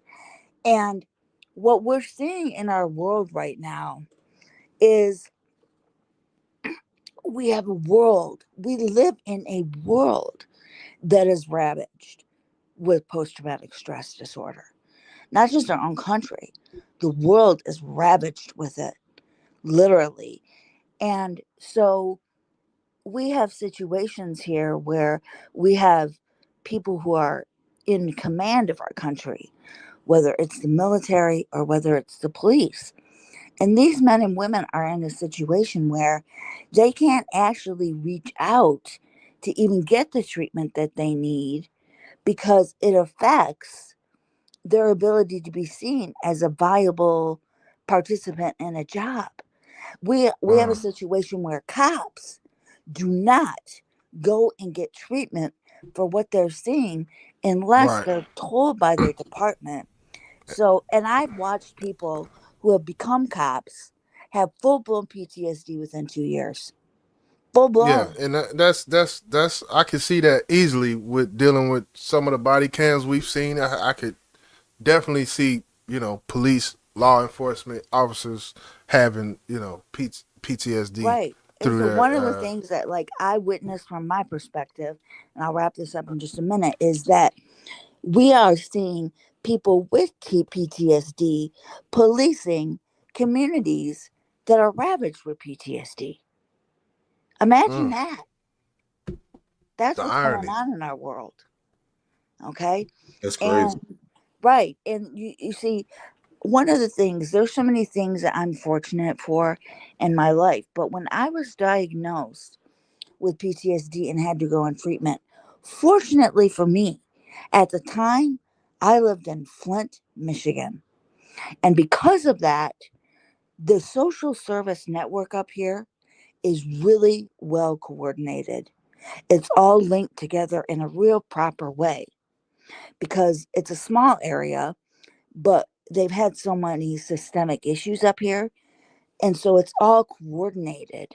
The systems aren't coordinated in this country.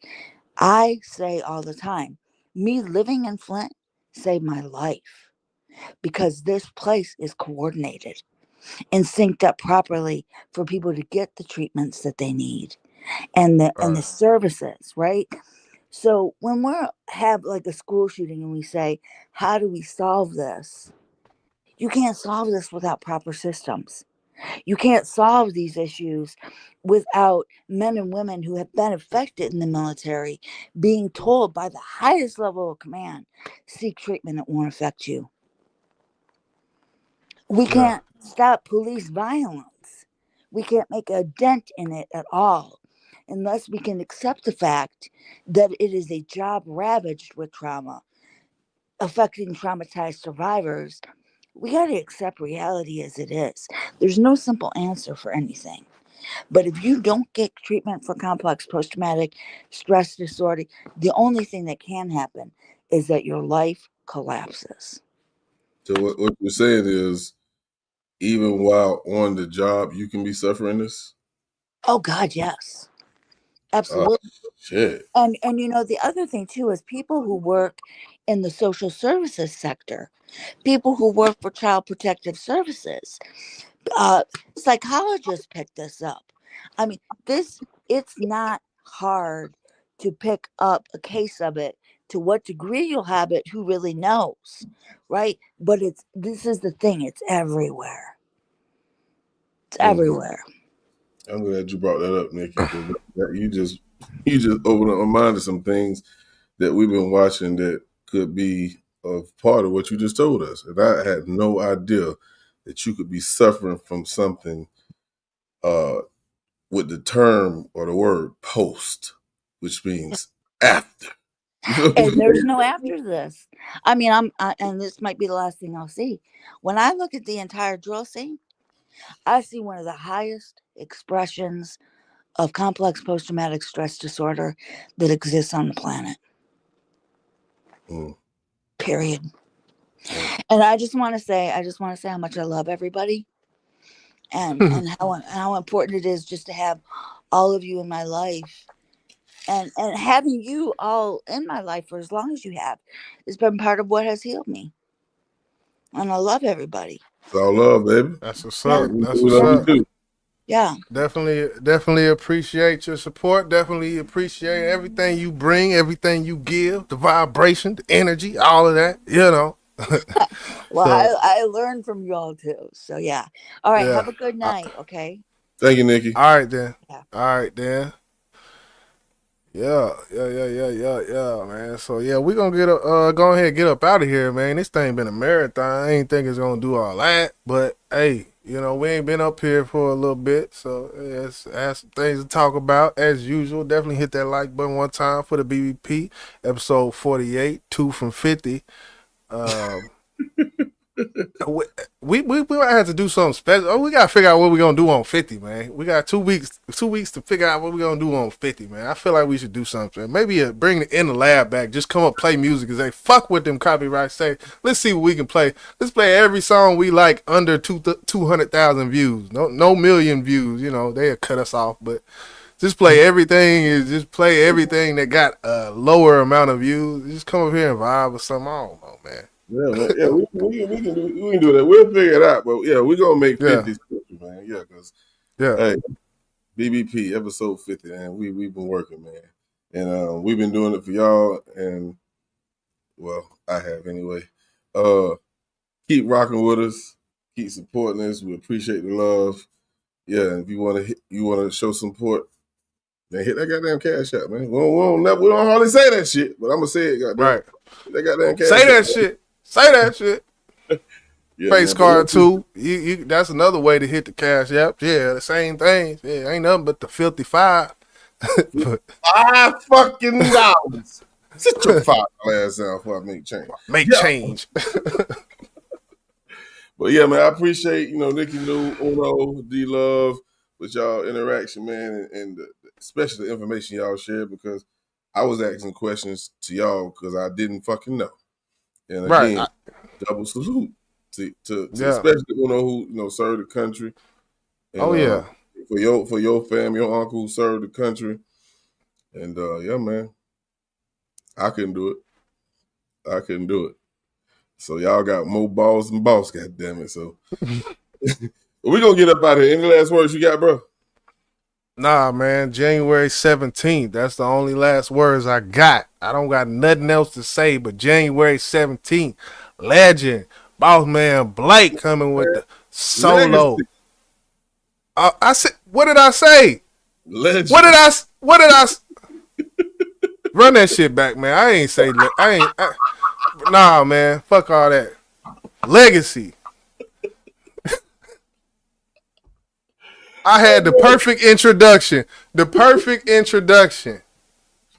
It was so masterful.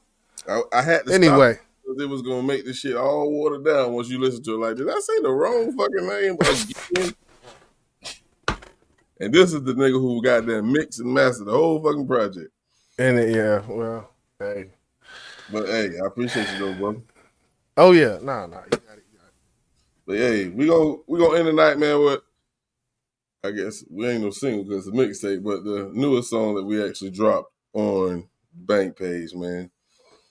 You might not see us tomorrow or later on tonight, but wait till later on. Y'all have a good goddamn night. We out this video.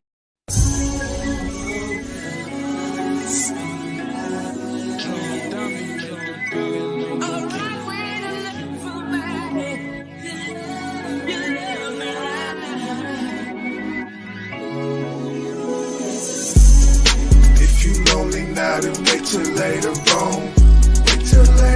I'm trying to get you out of my mind. And if you don't know now, then I'ma make it known. It's only just a matter of time. If you lonely now, then wait till later on. I'm trying to get you out of my mind. And if you don't know now, then I'ma make it known. Before you make it home, I say it's only just a matter of time. Now I ain't with the gangs. You can turn around, leave the same way you came. You ain't playing with a lane. I don't know what you think, but you better get right, or you lose your place. You gotta give respect if you deal with a play. Sorry, baby, ain't no other way. But the games that you play, better go another way. Then I'ma get this good love and do another day. Baby, this a new day. I can't let you play with my heart. I cannot deal with a fraud. See, I did my job and you just played a part. See, love should be easy, but you made it hard. And I put it on guard. You won't be leaving me scarred. Now you gotta sleep in your car. You want sneaky little broad. Now this is the part. I'm surprised that you made it this far. God. If you lonely now, then wait till later on. I'm trying to get you out of my mind. If you don't know now, then I'ma make it known. It's only just a matter of time. If you lonely now, then wait till later on. I'm trying to get you out of my mind. And if you don't know now, then I'ma make it known. Before you make it home, I say it's only just a matter of time. I don't think you understand, you really don't. Me and you was not the plan, not at all. Cause I seen too many traits that make me wanna have space. I figured out a long time ago, I was just stuck by the hips, stuck by the lips. Now I don't give a fuck about that shit. Now that I can really see from a bird's eye, I'ma really have to move different. Hate to be a quitter, but I do it for me. Know it sound harsh and it's bitter, it's unsweetened tea. And I ain't finna sugarcoat nothing that's in discussion. Goddamn, maybe next lifetime, or maybe not at all. Probably should've never got involved. Now that I can really see from a bird's eye, I'ma really have to move different. Just wait. If you lonely now, then wait till later on. I'm trying to get you out of my mind. If you don't know now, then I'ma make it known. It's only just a matter of time. Later on, I'm trying to get you out of my mind. And if you don't know now, then I'ma make it known. Before you make it home, I say it's only just a matter of time.